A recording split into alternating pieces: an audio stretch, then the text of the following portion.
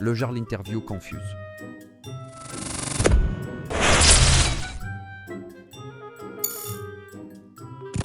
Le Jarl. On en parlera peut-être, Arnaud. On va voir ça, mais c'est pas le sujet central. Là, je pense qu'il y a plus d'important que, que notre fin d'émission avec Fredo. Allez, c'est parti. J'appelle le Jarl. À tout de suite. C'est parti. Là, on est au téléphone. Discutons privé avec le Jarl. Bonjour. Bonjour, cher Jarl. M'entends-tu? Ah merde, putain, c'est WhatsApp. Alors, on va prendre le téléphone. J'arrive les copains, j'arrive. Attendez, je le rappelle. C'est le bug. Attends, que je puisse programmer microphone. Ah, est-ce que tu m'entends? Tac, comme ça. Alors je t'entends. Ah, parfait. Ok, j'ai eu peur. Je crois que c'était moi qui avais un bug. Et Par contre, je ne te vois pas. tu me vois pas? Ah, c'est normal par contre, parce que je suis sur l'ordinateur. Et ça va pas renvoyer l'image du tout, ouais. Malheureusement. Autant toi tu peux peut-être m'envoyer l'image, moi par contre je crois pas que ça puisse Je ne sais pas passer. si... Le problème c'est que je ne vois pas ce qu'on voit en fait. Bah attends, je peux t'envoyer le... Bah en fait tu peux que voir l'émission à côté en fait, mais ouais, tu pourras pas me voir directement en fait. Je peux pas faire de caméra virtuelle là sur WhatsApp. J'aurais pu sur Discord, mais... Ah, attends, je regarde si je peux pas au moins... Parce que là, ne pas voir, c'est assez perturbant. déroutant. Je comprends. Tu m'entends bien ou quoi? Parce que moi je t'entends très très bien. bas. Moi je t'entends bien. Après tu peux peut-être me monter de ton côté. Et si jamais vous me dites dans le chat, n'hésitez pas. Là, je t'entends bien et je vais essayer d'allumer... J'ai vu que tu l'avais mis en lien sur Twitter. Ouais. Et du coup, Au comme moins. ça, tu peux essayer de voir. T'auras 30 secondes de décalage, mais tu verras à peu près ce qui se passe. Ah, c'est un Je vais peu mettre ça différent. Je vais mettre ça sur l'ordi. Attends, j'arrive. Vas-y, pas de soucis. Et comme ça, amenez-vous les gens. Voilà, je vous partage le tweet encore une fois, du coup. Comme ça, vous allez pouvoir découvrir un peu le parcours du Jarl, parce que d'habitude, on a tendance à le voir et à l'écouter plutôt sur des portions assez courtes, où il va vous donner des conseils, ou sinon son avis sur des événements récents, ou de faits divers, comme le diraient les médias. Mais au-delà de ça, il a un métier que vous connaissez déjà.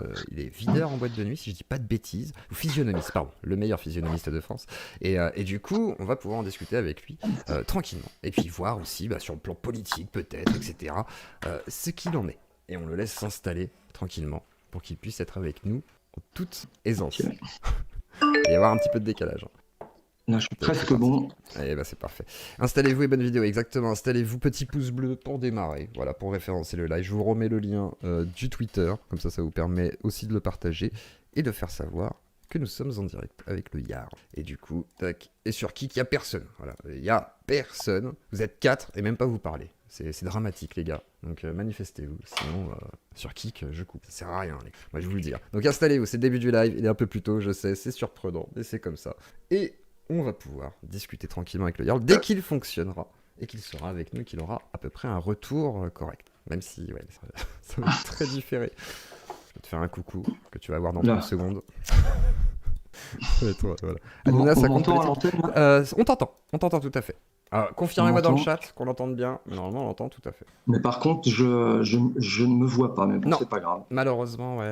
Okay. Après, tu aurais pu, mais il aurait fallu que je fasse un appel vidéo, mais je crois que ça bug sur le PC, donc je prendrai pas le risque, malheureusement. Je peux mettre une image de ta chaîne, justement, il y a la chaîne du Jarl. Non, c'est bon. Que vous pouvez retrouver aussi, tiens, j'en fais la pub aussi, parce que ta chaîne YouTube, je pense que les gens savent pas que t'en as une. Et, je l'alimente très peu en réalité. Mais alors justement, le Jarl, on va commencer par qui es-tu en fait? D'où viens-tu? Parce que moi je t'ai découvert sur TikTok en gros un petit peu. Et d'où est-ce que tu viens? C'est quoi ton parcours à la base? J'ai un parcours assez particulier qui est à la base un parcours très entrepreneur. Donc j'ai très jeune, très tôt, j'ai monté ma première entreprise. Je crois que j'avais 20 ans ou 21 ans. Et puis voilà, les histoires ont continué d'entreprise en entreprise. J'ai toute ma vie fait, je crois que j'en ai eu 8 en tout. Pour à peu près 500 salariés qui ont travaillé avec moi. Ok.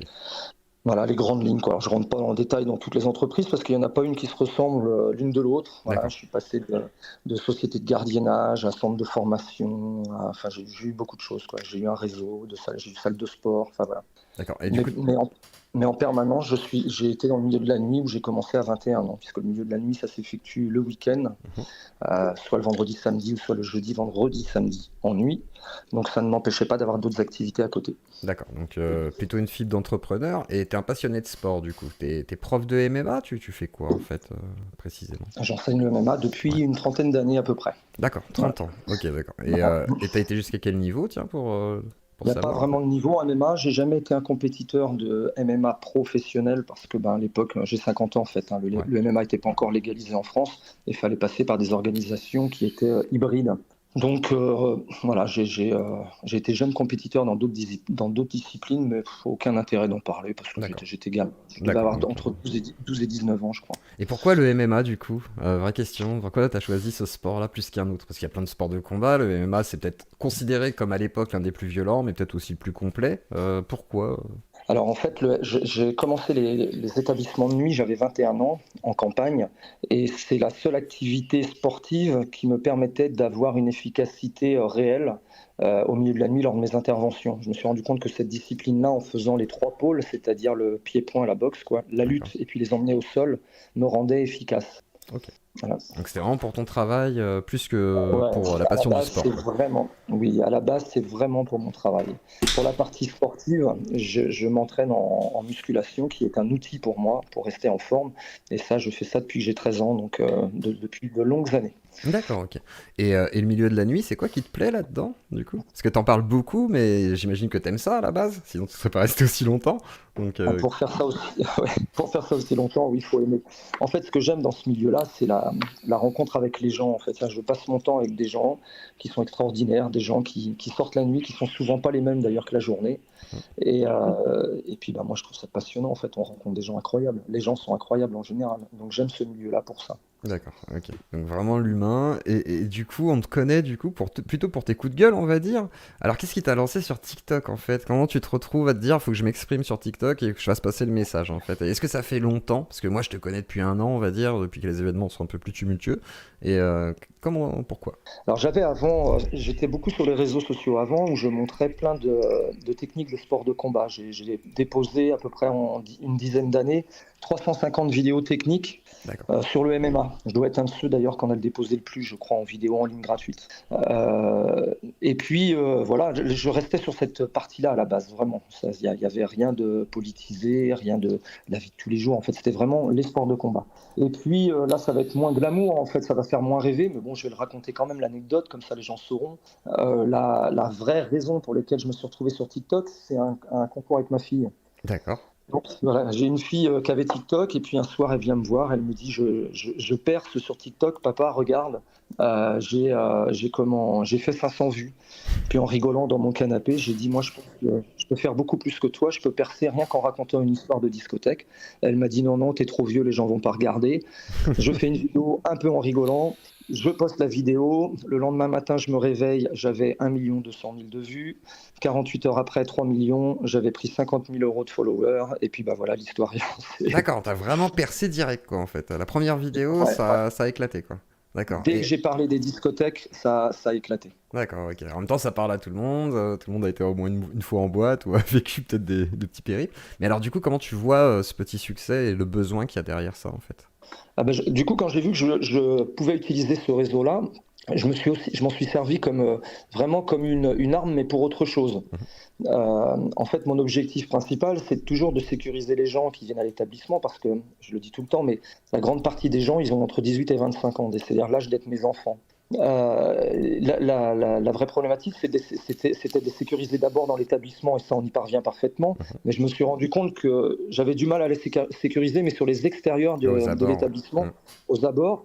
Et en fait, je me suis dit, plutôt que de faire l'imbécile sur les réseaux sociaux et à raconter que des brefs de videurs, je peux aussi utiliser ça pour expliquer ce qui se passe avec des vidéos et puis avoir des enchaînements avec des vidéos où là, à l'inverse, je vais montrer comment ils vont pouvoir échapper à ces situations-là. D'accord. Et donc voilà pourquoi en général j'ai deux vidéos ou trois qui vont expliquer ou qui vont donner des faits, et puis une quatrième vidéo qui va plutôt expliquer comment réagir à ça, comment s'en sortir, comment se protéger, enfin voilà. Et puis ça a fait son chemin, les gens ont suivi, je dois être à peu près à pas loin de 200 000 aujourd'hui qui me suivent. Ça a suivi comme ça, puis j'ai continué, toujours dans l'objectif voilà, que les gens soient protégés, que les jeunes fassent attention à eux, parce que ça devient compliqué dans les grandes villes. Voilà Alors, les grandes lignes, quoi. pour toi, c'est pire qu'avant, du coup, avec ton recul, Ah oui. ton recul d'expérience. Parce que moi, personnellement, tu vois, j'ai fait le milieu de la nuit, j'ai fait des teufs, j'étais en boîte, j'étais en festival et tout. Et à l'époque, je trouvais pas ça forcément très problématique. On va dire la vérité, il y a des problèmes, hein, il y avait des rats, des machins et tout, mais c'est pas forcément l'endroit où je me sentais le plus en danger. Est-ce que ça a empiré vraiment? Est-ce que pour toi, c'était déjà grave avant? Comment tu le perçois? En fait, c'est pas la même chose. En 30 ans, j'ai vu une évolution de la violence qui est différente. Alors, il y avait de la violence il y a 30 ans, hein. Ceux qui disent le contraire sont des menteurs. On avait de la violence, mais complètement différente et pas aussi, on va dire, pas aussi fréquente. Alors, je parle bien des extérieurs des établissements parce que là où ça a beaucoup changé, d'ailleurs, ceux qui vont dans les établissements de nuit, tu le dis toi-même et tu as raison, c'est vrai, ça s'est énormément professionnalisé en fait. J'ai mon chien qui est en Pas train de de faire souci. n'importe quoi, désolé, s'il fait trop l'imbécile, je vais le sortir. Ça s'est énormément professionnalisé. Aujourd'hui, c'est devenu très rare d'avoir des faits divers à l'intérieur des établissements où il y a des bagarres générales, où ça part avec des coups dangereux et tout ça, parce qu'on a professionnalisé le métier. Et c'est tant mieux. Et dans les agents de sécurité et dans les gérants d'entreprise d'ailleurs, parce que les gérants eux-mêmes sont devenus très professionnels, ce qui n'était pas le cas il y a 30 ans, attention. Il y a 30 ans, c'était un peu tout et n'importe quoi et il y avait des dingueries. Par contre, là où ça a changé, c'est vraiment les abords des établissements et les extérieurs. Où là, autant en intérieur, c'est devenu carré, c'est très rare de se faire péter la figure dans une boîte. Enfin, ça arrive, hein, attention, hein, mais c'est rare en fait. Ça en fait plus des faits divers, alors qu'avant, oui, il y avait des vrais faits divers. Mais maintenant, c'est les extérieurs. Et en extérieur, bah, il faut être vigilant à tout. Nous, on doit être vigilant sur les recalages, sur les gens qu'on va faire rentrer, parce que ça peut monter très très vite, puis ça peut monter avec de très grosses violences. Et puis il y a aussi les gens qui traînent sur les abords des établissements parce qu'il y a du business à faire entre le vol et le deal. Et bah, ça complique la chose pour les professionnels parce que c'est hors établissement. Et quand c'est hors établissement, bah, c'est plus, Vous c'est n'avez plus pas le la pouvoir mission. dessus, quoi. Ouais. Parce que Voilà. légalement, vous n'avez pas le droit d'agir, je crois. Enfin, à ce Alors, niveau-là. c'est compliqué parce que quand on agit, on n'agit plus en tant que. Alors, je parle de l'équipe de sécurité parce que tu me présentes comme un videur, mais en réalité, je suis à la direction avec ma femme de D'accord. l'établissement. Et Excuse-moi. c'est pas très grave. Je suis devant avec eux, je suis en porte. Ouais. J'ai deux physios avec moi. Je suis au milieu et je termine les négociations quand ils recalent les gens, en fait. D'accord. C'est-à-dire qu'il y a un premier calage et au deuxième plan, je discute avec les clients pour voir si le recalage est bon ou si effectivement on peut donner une chance à quelqu'un qu'on ne connaît pas. Et puis, bah, tout ça pour dire que voilà, les extérieurs sont devenus compliqués. Et alors, est-ce qu'on a le droit ou non d'intervenir? Alors oui, mais quand on intervient dehors, on intervient comme civil, c'est-à-dire comme n'importe quelle personne doit intervenir quand une personne se fait agresser, sinon il y a non-assistance à personne en danger. Donc c'est aussi condamnable de ne pas aider les gens qui sont agressés. D'accord. Mais sur le trafic Donc de drogue, c'est compliqué. alors sur le trafic de drogue, c'est un peu plus compliqué. Voilà. On doit garder des places nickel. Il y a 3 ans, quand je suis arrivé sur l'établissement, la place, c'était un truc de fou, hein. C'est-à-dire qu'en gros, on avait 20-25 voleurs toutes les nuits, D'accord. ce qu'on appelle les petits MNA qui volent, là, les mineurs non accompagnés. Et au niveau du trafic, on avait à peu près une dizaine de dealers. Et ça a été compliqué parce qu'entre eux, ils se bagarrent. Parce que les MNA et les dealers ne s'entendent pas. Alors quand j'explique ça, j'étais un des premiers à expliquer ça d'ailleurs sur les réseaux il y a un an. Le dealer fait du business, mais veut que ça se passe bien dans l'endroit où il est en fait. Oui, il veut pas S'il y a qu'il y ait des de voleurs, tumulte pour pas que les clients ils se barrent. Parce que les clients, c'est pas des guerriers, quoi. ben, en C'est fait, ça. lui, pour son business, il faut que son deal se passe bien, serein, tranquille. Alors, ça paraît dingue, hein, ce que je dis là, mais ben non, il veut pas qu'il y ait de vagues, en fait. Il faut que ça se passe bien. Donc, et je parle des dealers, des placements dans les villes, hein. C'est important de faire la différence entre les dealers qui sont dans leur quartier, qui sont sur leur territoire, où il n'y a pas beaucoup de policiers à passer, sinon ça se complique par coup de caillassage. Je parle bien des dealers des villes, qui se placent dans les abords des pubs, des établissements de nuit, des sorties de gros commerces. Voilà, là, il y en a partout dans les grandes villes maintenant. Bah, ceux-là, ils veulent que ça se passe bien, en fait. Donc, pour que ça se passe bien, bah, quand ils sont entourés des MNA, ça leur convient pas parce qu'un MNA, un voleur, on va dire, qui n'arrive pas à te voler, mais veut quand même son bien, et bah, il passe du vol La à quelque violence. chose de brutal, voilà, pour pouvoir avoir ce qu'il veut, quoi. D'accord. Et alors du coup, en quoi elle est si différente la violence? C'est des violences beaucoup plus, enfin c'est quoi? Ils sont plus nombreux, ils viennent plus armés. C'est quoi la grande différence maintenant? Alors, les individus qui se battent ne sont plus les mêmes et Ouais, la méthodologie a changé. d'accord. Avant, quand on intervenait dans une bagarre, et là d'ailleurs on le disait, une bagarre de discothèque, une rixe de discothèque, ça portait des mots. Parce qu'en fait, c'était vraiment des personnes souvent alcoolisées qui s'embrouillaient dans la boîte, et puis ça finissait avec quelques coups de poing, voilà, on sortait les gars, et arrivé dehors, très souvent avec une explication, on arrive à un terrain d'entente. Ça reste des bagarres de gens qui ont un peu bu, et on arrive à trouver des arrangements et une négociation. Jusque-là, voilà, non, tout va bien, en fait, ça arrive, c'est pas très grave. Ça existe depuis que l'alcool existe. Donc, on avance et on fait notre boulot. Aujourd'hui, c'est différent. Ces faits-là deviennent de plus en plus rares parce que les gens font en sorte de bien se tenir, font beaucoup plus attention à leur consommation d'alcool, Mhm. parce que bah, les mœurs sont changées, en fait, hein, tout simplement. En extérieur, on n'a pas affaire aux mêmes individus. Ceux qui viennent voler ou ceux qui dealent ne sont pas des gens qui sont alcoolisés, ils sont parfaitement conscients dans leur tête de ce qu'ils font. Et en plus, pour eux, c'est comme un métier. Ils le prennent comme Mhm. leur business. Et comment, j'allais dire intervenir, non, ils vont agresser, enfin, en tout cas, ils vont aller sur des individus qui, eux, soit sont pas nombreux, soit paraissent faibles dans leur déplacement, dans leur façon de bouger dans la rue ou d'aller d'un point A à un point B. Et puis, ou soit carrément ils sont alcoolisés, là c'est encore plus simple. Et puis, bah, ils vont essayer alors d'aller attraper leur portable, leur portefeuille, enfin bref, ce qu'ils peuvent prendre. Tant qu'il n'y a pas de réaction, ils volent et ils passent à une autre victime. Et puis dès qu'il y a une réaction, et ben, au moment où la personne réagit et puis demande, enfin, ou voit qu'il se passe quelque chose, et ben là en général, ils sont 3-4 à te sauter dessus, ils te pètent la tronche et puis ils prennent quand même le portable ou le portefeuille. Donc vraiment une C'est pas la logique de même violence. prédateur, quoi. Voilà, C'est c'est une plus ça. logique de prédateur. C'est exactement ça. Je l'avais expliqué dans une vidéo il y a quelques mois, la logique du prédateur. Et là où ça change, c'est que là, par contre, la violence, là, tout à l'heure, je parlais de quelques coups de poing, d'échange de quelques coups de poing, et on passe à autre chose une fois qu'on négocie. Là, il n'y a pas de passage à autre chose. En fait, quand la violence arrive, ils peuvent te sauter dessus à pieds joints. En gros, tant que tu respires et tant que tu as un œil ouvert, ils estiment qu'ils sont en danger. Donc, il faut vraiment que tu sois inerte et que tu sois allongé, que tu puisses plus bouger, quoi. D'accord. Et la police, du coup, là-dedans, elle réagit comment? Est-ce que c'est comme nous, Alors, 45 minutes pour qu'elle intervienne? Comment ça se passe? non. Alors en fait, je vais quand même remettre les faits parce que souvent les gens prennent des cas de figure en fonction des lieux où ils sont.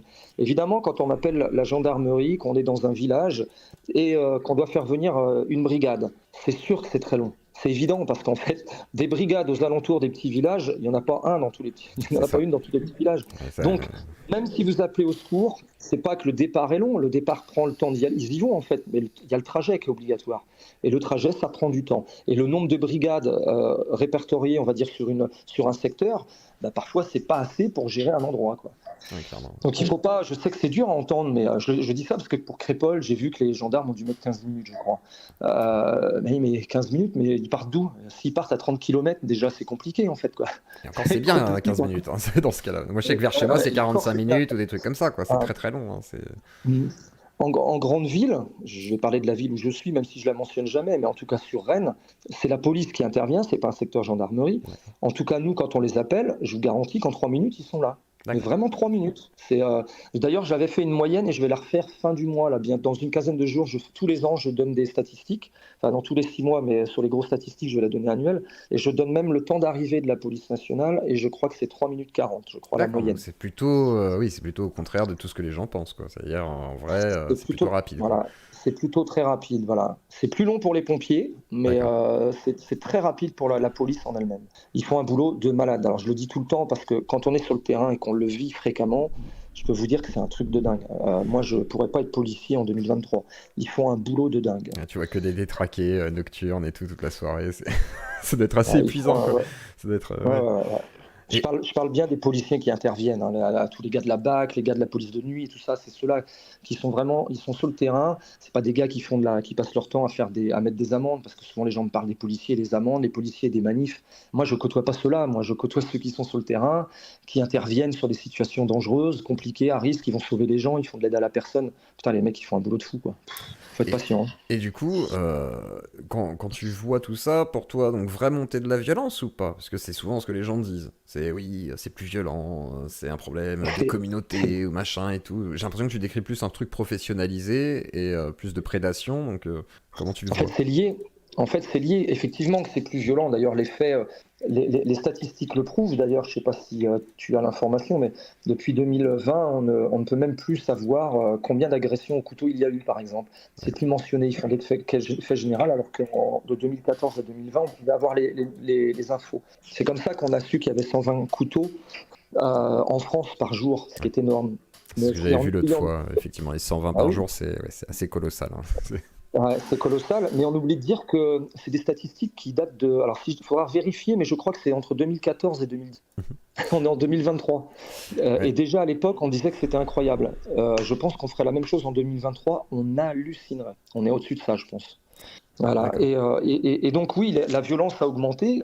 Elle a augmenté sur plein de faits. Il y a plus de harcèlement de rue. Les nanas, c'est une catastrophe. Être une femme en 2023 et traverser une rue, traverser une ville pour aller d'un magasin à un autre, c'est compliqué. Enfin, moi, j'ai deux filles, hein, une de Mhm. 25, une de 18. Hein. Je peux vous dire que, enfin, je peux dire à tous les auditeurs que ceux qui n'ont pas de filles, quand ils en auront, je peux vous dire que c'est devenu hyper stressant de savoir que nos enfants, nos filles traversent des villes et puis elles sont emmerdées, quoi. Enfin, elles sont grave emmerdées. J'en ai une, moi, s'est fait agresser 2 fois quand même, quoi. 2 fois, c'est D'accord. beaucoup quand même. Et, Mm.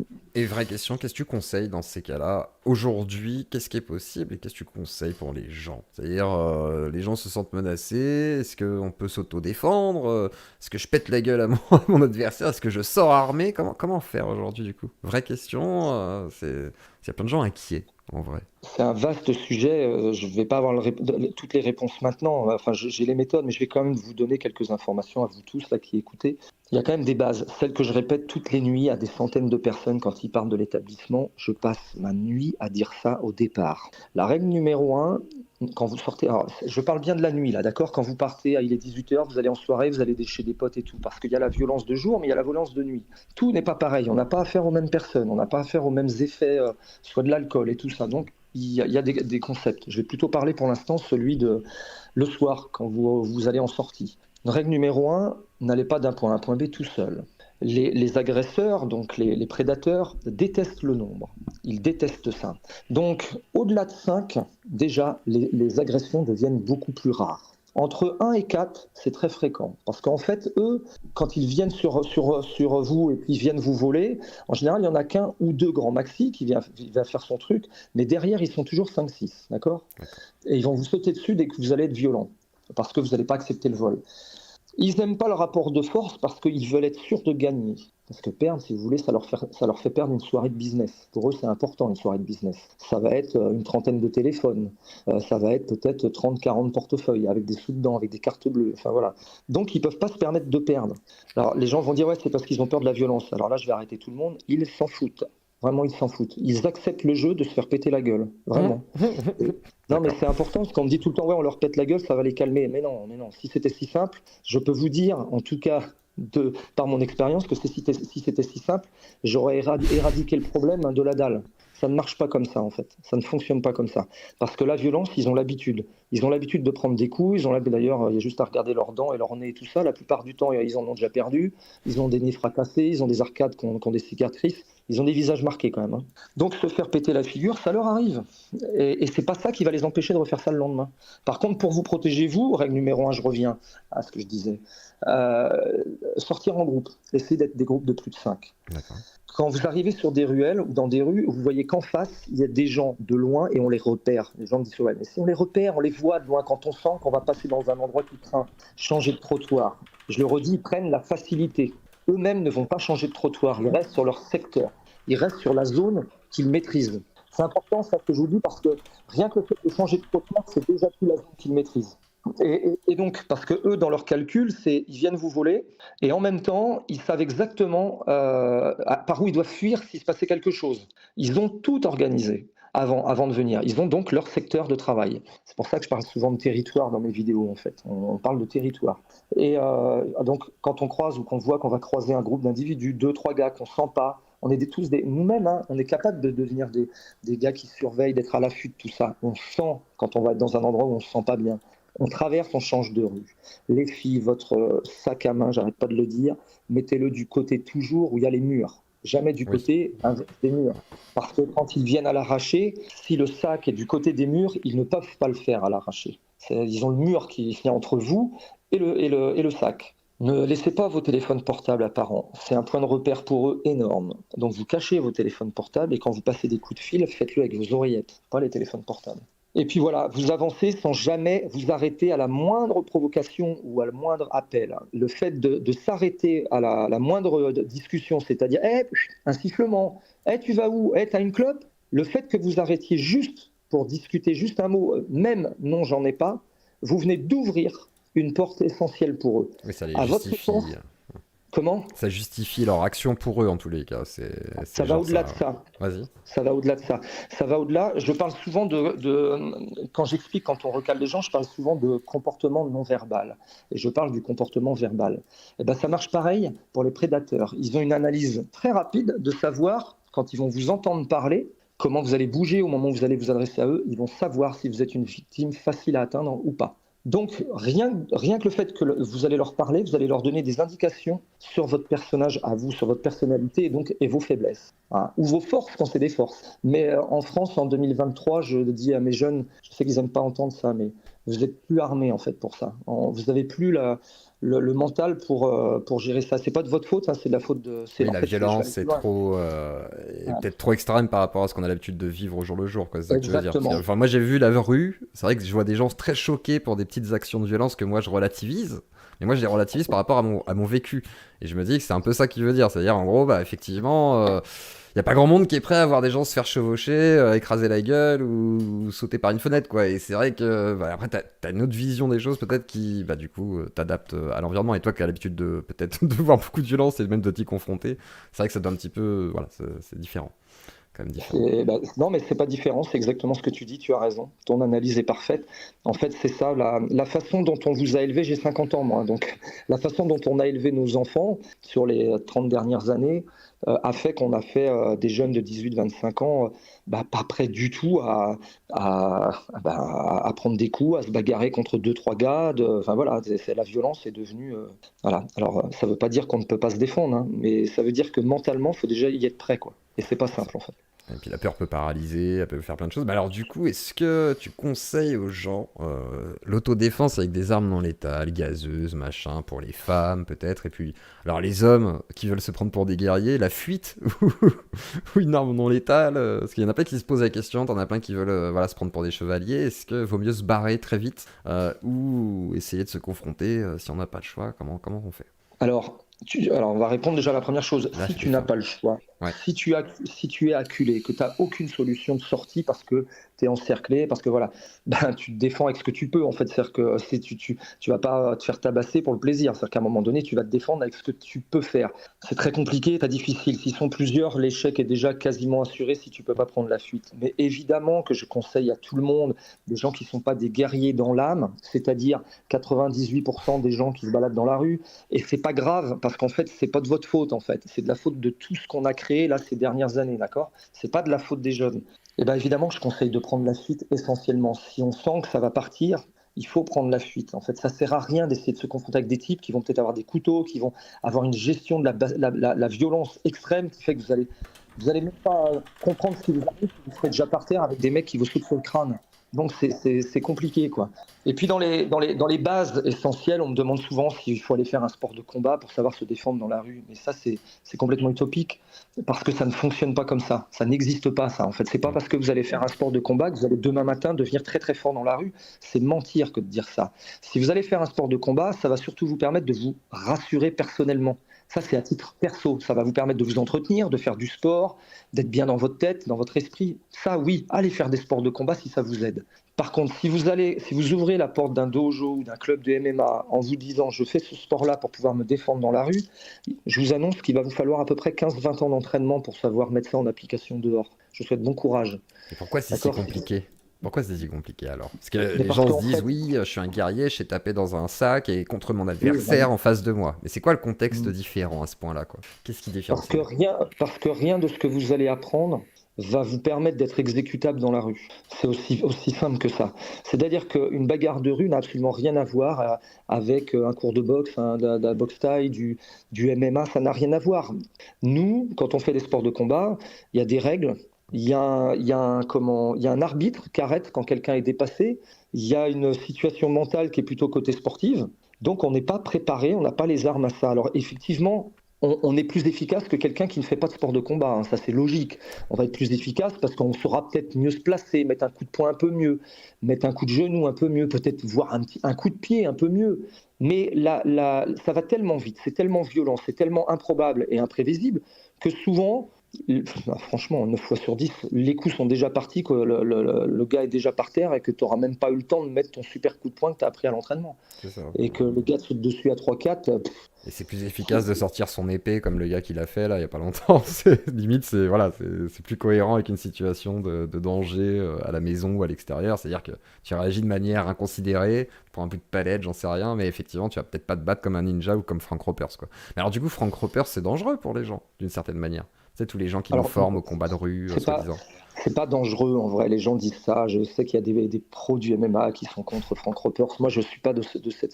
En fait, moi, les gens font du sport, tant mieux, quoi. Si les gens se sentent bien à aller chez Frank Ropers, qu'ils se sentent bien à avoir l'impression que ça va leur permettre d'être très efficaces dans la rue, bah alors qu'ils y aillent. En fait, pour moi, l'essentiel, ils font du sport, c'est parfait en fait.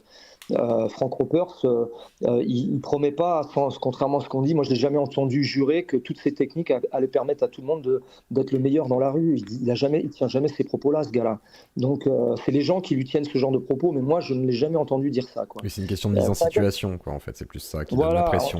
En fait, il crée des situations, c'est très scénarisé, voilà, bon bah, moi ça m'empêche pas de me dire, voilà, les gars font du sport, allez, c'est des chances de plus peut-être que de s'en sortir. Donc, bah pourquoi pas en fait. Ça emmerde personne. Moi, ça m'emmerde pas en tout cas. Moi, un gars qui fait du Krav Maga à côté de mon club de MMA, mais je m'en fous. Au contraire, je dis même à mes élèves, allez voir en fait ce qu'ils font, c'est sympa. Regardez ce que les gens font, ce que les gens proposent, c'est intéressant, quoi. Est-ce qu'il n'y aurait pas une sorte d'effet placebo, tu sais, genre t'as fait des sports de combat, du coup t'es un petit peu plus confiant, tu passes moins pour une victime, ou je sais pas. Enfin, est-ce que le placebo fonctionne, hein. Le placebo fonctionne, c'est-à-dire que si tu as plus confiance en toi, déjà quand tu marches dans la rue, c'est déjà une aide, en fait. C'est déjà une aide. Je le redis, mais le fait d'être une victime et visuellement d'être une victime, on a une chance sur deux de passer avant tout le monde à l'agression, quoi. Donc, si en faisant des sports de combat, et peu importe lesquels, et ceux de Frank Ropers aussi, puisque c'était ton sujet, si ça te permet de mieux marcher dans la rue, de mieux regarder, de mieux parler, d'avoir une meilleure posture de la gestuelle, bah allons-y alors, allez suivre Frank Ropers. Il faut juste pas se prendre pour un guerrier parce que tu fais des sports de combat, parce que ça va pas t'aider. Jamais. Voilà, c'est ça, quoi. Jamais. Si ton objectif est d'aller dans les salles de sport pour te prendre pour un guerrier, va faire du tennis, ce sera autant efficace. C'est vrai qu'il y a un bon coup de raquette, ça peut calmer le délinquant aussi, hein. C'est peut-être plus efficace des fois. C'est pas aussi efficace. Tu me demandais pour les armes non létales. Ouais. Je milite en ce moment pour ça. Alors tout d'abord déjà pour tous les agents de sécurité de France, parce que c'est une catastrophe. La violence a pris une ampleur de dingue. Et les premiers confrontés à cette violence, sur les établissements en tout cas qui sont censés surveiller leur clientèle, bah, c'est les agents de sécurité privée. C'est une dinguerie aujourd'hui. L'histoire de Crépol, ça aurait aidé, hein, je pense, en vrai. C'est triste à dire, mais ça aurait été... Crépol, moi j'ai des solutions qui font que jamais ça ne sera arrivé comme ça. Jamais en fait. Et on ne tue pas des gens en fait. On ne tue pas des gens. Il y a des façons de faire. Aujourd'hui, il y a des moyens hyper efficaces, non létales, qui sont radicales, qui marchent même en effet de groupe, même avec des gars armés. Et mes gars qui écouteront la rediff, parce que là ils bossent tous, mais je sais qu'ils vont dire bah ouais, t'as raison, en fait on l'a déjà prouvé plein de fois, sur des attaques au couteau, des attaques avec des battes de baseball. Il y en a un qui a sorti un gun, bon, c'est avéré que c'était une réplique, ouais. Ouais, c'était une réplique, mais il tirait comme de la gomme cogne. Bon, bref, ça n'empêche qu'il n'a pas eu le temps de s'en servir. Il a juste eu le temps de le sortir, mais entre deux, il était déjà aveugle. Donc ça complique l'utilisation. En fait, il existe des systèmes. Et je milite beaucoup, tout d'abord, déjà pour les agents de sécurité. Je voudrais que la réglementation change. Et c'est pour ça que je vais essayer de beaucoup médiatiser mes histoires-là, parce qu'ils sont sur la même réglementation que les agents de sécurité de magasins, d'accord, de grande surface. D'accord. Mais là, aujourd'hui, c'est une dinguerie, en Mais fait. c'est pas le même C'est plus public, du quoi. tout. Ouais, Ah, mais c'est pas le même public, c'est pas le même métier, c'est pas les mêmes interventions. D'aller chercher quelqu'un qui a volé du jambon. Alors, je dis du jambon parce qu'en ce moment, c'est plus des vols de jambon et c'est dramatique en France que d'aller voler des CD. Et c'est pas les mêmes interventions que nous qui allons sur une dalle pour aller empêcher 5 MNA de défoncer la tronche à une nana parce qu'ils veulent son portable, quoi. C'est pas le même métier, en fait. c'est ça. C'est pas les mêmes Et prédateurs, donc, quoi. c'est pas les mêmes prédateurs. Et ben nous, on se retrouve avec la même réglementation, c'est-à-dire une bombe lacrymogène de 50 centilitres ou 50 millilitres, enfin des trucs ridicules, quoi. Ridicules, en fait. Donc, Vous n'avez pas le droit de. ce qui fait que les 2 tiers des agents de sécurité, on va dire, on appelle ça des portiers en réalité, tout le monde dit videur et tout, mais c'est les portiers d'établissements de nuit. D'accord. En fait, il n'y en a quasiment aucun qui respecte la réglementation aujourd'hui, même si le CNAPS gueule. Le CNAPS, c'est la police de ces agents de sécurité. Mais en fait, parce que si on respecte ça, mais ce serait encore pire, les actes seraient encore pires en France si on respectait la réglementation. Il y aurait des coups de couteau à la sortie des établissements, mais tous les week-ends. Donc, on est obligé de se débrouiller avec la réglementation, de frôler avec la ligne rouge, mais ça permet de régler 95% des cas de figure. Malheureusement, Crépol est une fois de plus une alarme bien retentie en disant ce qu'on laisse comme possibilité aux agents de sécu est ridicule par rapport au risque aujourd'hui. Ridicule. Mais c'est quoi qui limite du coup Enfin, c'est les lois, mais pourquoi on limite autant du coup les agents de sécurité vu qu'ils sont confrontés à la violence juste avant la police, quoi. Enfin, il y a une raison à ça. Il y a eu trop de débordements à Parce que l'époque. Qu'est-ce qui s'est passé? Alors, il y a eu beaucoup de débordements à l'époque, ça c'est clair, j'ai fait partie de cette époque. C'était de la folie, c'était du grand n'importe quoi. Mais depuis 10 ans, ça a été régulé, organisé, professionnalisé avec des diplômes. Enfin voilà, tous les gars qui travaillent ont des cartes pro, c'est bien foutu. Mais en réalité, pour ces établissements-là, je parle des établissements de nuit, il faudrait revoir les formations qui ne sont pas du tout adaptées, parce que ce sont des formations adaptées en règle générale plutôt aux magasins et en surveillance de sites industriels. Donc rien à voir avec le métier des établissements de nuit. Quand je dis nuit, hein, je parle des pubs, je parle des casinos, je parle des concerts, je parle des événements festifs où il y a du public, d'accord, Où il y a de la qui viennent drogue, pour de faire la fête. l'alcool, beaucoup de public, Voilà, c'est ça. qui mélangent tout, quoi. C'est ça. Il faut bien que les gens comprennent ça. Il y a de Et, l'argent, voilà. Faut se mettre ça en tête aussi quand même. Il y a beaucoup d'argent c'est en ça, jeu. faut se mettre. Il y a Voilà, des femmes. exactement, exactement. Et donc à partir de là, les gens qui protègent ces lieux ne peuvent pas être mis sur la même réglementation que des magasins ou des grandes surfaces et ne peuvent pas non plus avoir les mêmes formations que ceux qui font du magasin ou du milieu site industriel. Ça n'a aucun sens en fait. Il faut revoir les formations pour ces gars-là, faire des trucs beaucoup plus adaptés et puis surtout et bien sûr changer le mode d'utilisation d'armement. Alors quand je dis armement, les gens disent oh là, il veut des flingues à tout le monde, mais jamais de la vie je veux des flingues. J'ai jamais dit ça. Par contre, aujourd'hui, il existe beaucoup de systèmes non létals très très efficaces et qui permettent même de réduire des agressions en groupe, des problèmes avec des armes, même armes à feu. Donc il faut qu'à un moment donné, les règles changent et c'est urgent. Alors tu m'as demandé, je reviens toujours sur ta question, tu as Vas-y. vu, je parle beaucoup, Pas de mais soucis. je me rappelle de la question à chaque fois. Tu m'as demandé qu'est-ce qui empêche ça. En fait, ceux qui décident ne font pas notre boulot. En fait. Et Ça, d'ailleurs, c'est sûr. ceux qui décident ne l'ont jamais fait. Voilà. Et je parle même du CNAPS, hein. C'est très compliqué parce que ce sont des gens qui essayent de faire ce qu'ils peuvent avec ce qu'on leur donne, mais eux n'ont jamais fait nos boulots. Donc dès qu'on va commencer à dire mais il faut nous aider, il faut nous apporter des solutions concrètes parce qu'on peut réduire ça, on peut éviter que des jeunes se fassent poignarder à la sortie d'un établissement de nuit. On peut le faire, mais en fait donnez-nous les moyens de le faire en fait parce que c'est pas compliqué en réalité. C'est pas compliqué. Ouais. D'accord. Et tout simplement, effectivement, en commençant par la gazeuse, c'est assez incapacitant, ça fonctionne plutôt bien. Mais alors, qu'est-ce que tu penses de tout ce qui est gomme coin, etc., qui sont aussi un petit peu mis en avant? Alors, voilà, il y a le côté un peu joujou aussi, donc comment tu le vois ça? C'est ce genre En fait, d'autodéfense. les gomme coins peuvent être très efficaces. Il faut expliquer sur quel contexte on intervient. Si on sort un gomme coin quand on a 15 mecs qui se tabassent sur des extérieurs des établissements de nuit, ça n'a aucun sens. Vraiment, aucun sens. Parce qu'en fait, le gomme coin est limité dans son déchargement de projectiles et qu'à un moment donné, très vite, si on en a atteint 2 ou 3, il en reste encore 12. Ça va être compliqué quand même. Et oui, En fait, en tout cas pour ce genre de métier, ça n'a pas vraiment de sens. On peut reparler de Crépol hein, parce que c'est le sujet du moment, mais Crépol, il aurait pu avoir un gomme-cogne, ça n'aurait rien Ça a rien changé en fait. fait. Ça n'aurait rien. Au pire, peut-être que lui-même aurait fini mort avec un coup de couteau, quoi. Et puis il faut Donc, savoir l'agent viser, de sécu. faut quand même avoir pas Et mal puis de conditions. c'est Voilà. pas le contexte et c'est pas le moment en fait. À cet instant-là, le gomme-cogne n'a pas d'utilisation logique dans l'intervention. À l'inverse, il existe aujourd'hui des systèmes qui fonctionnent, on va dire au poivre, Mhm. qui fonctionnent sur de longues distances. Oui, des sortes de. C'est Guardian Angel, je crois, un truc comme ça. Voilà, ouais, il y a ça, mais il y en a plein d'autres. Il y a plein d'autres systèmes.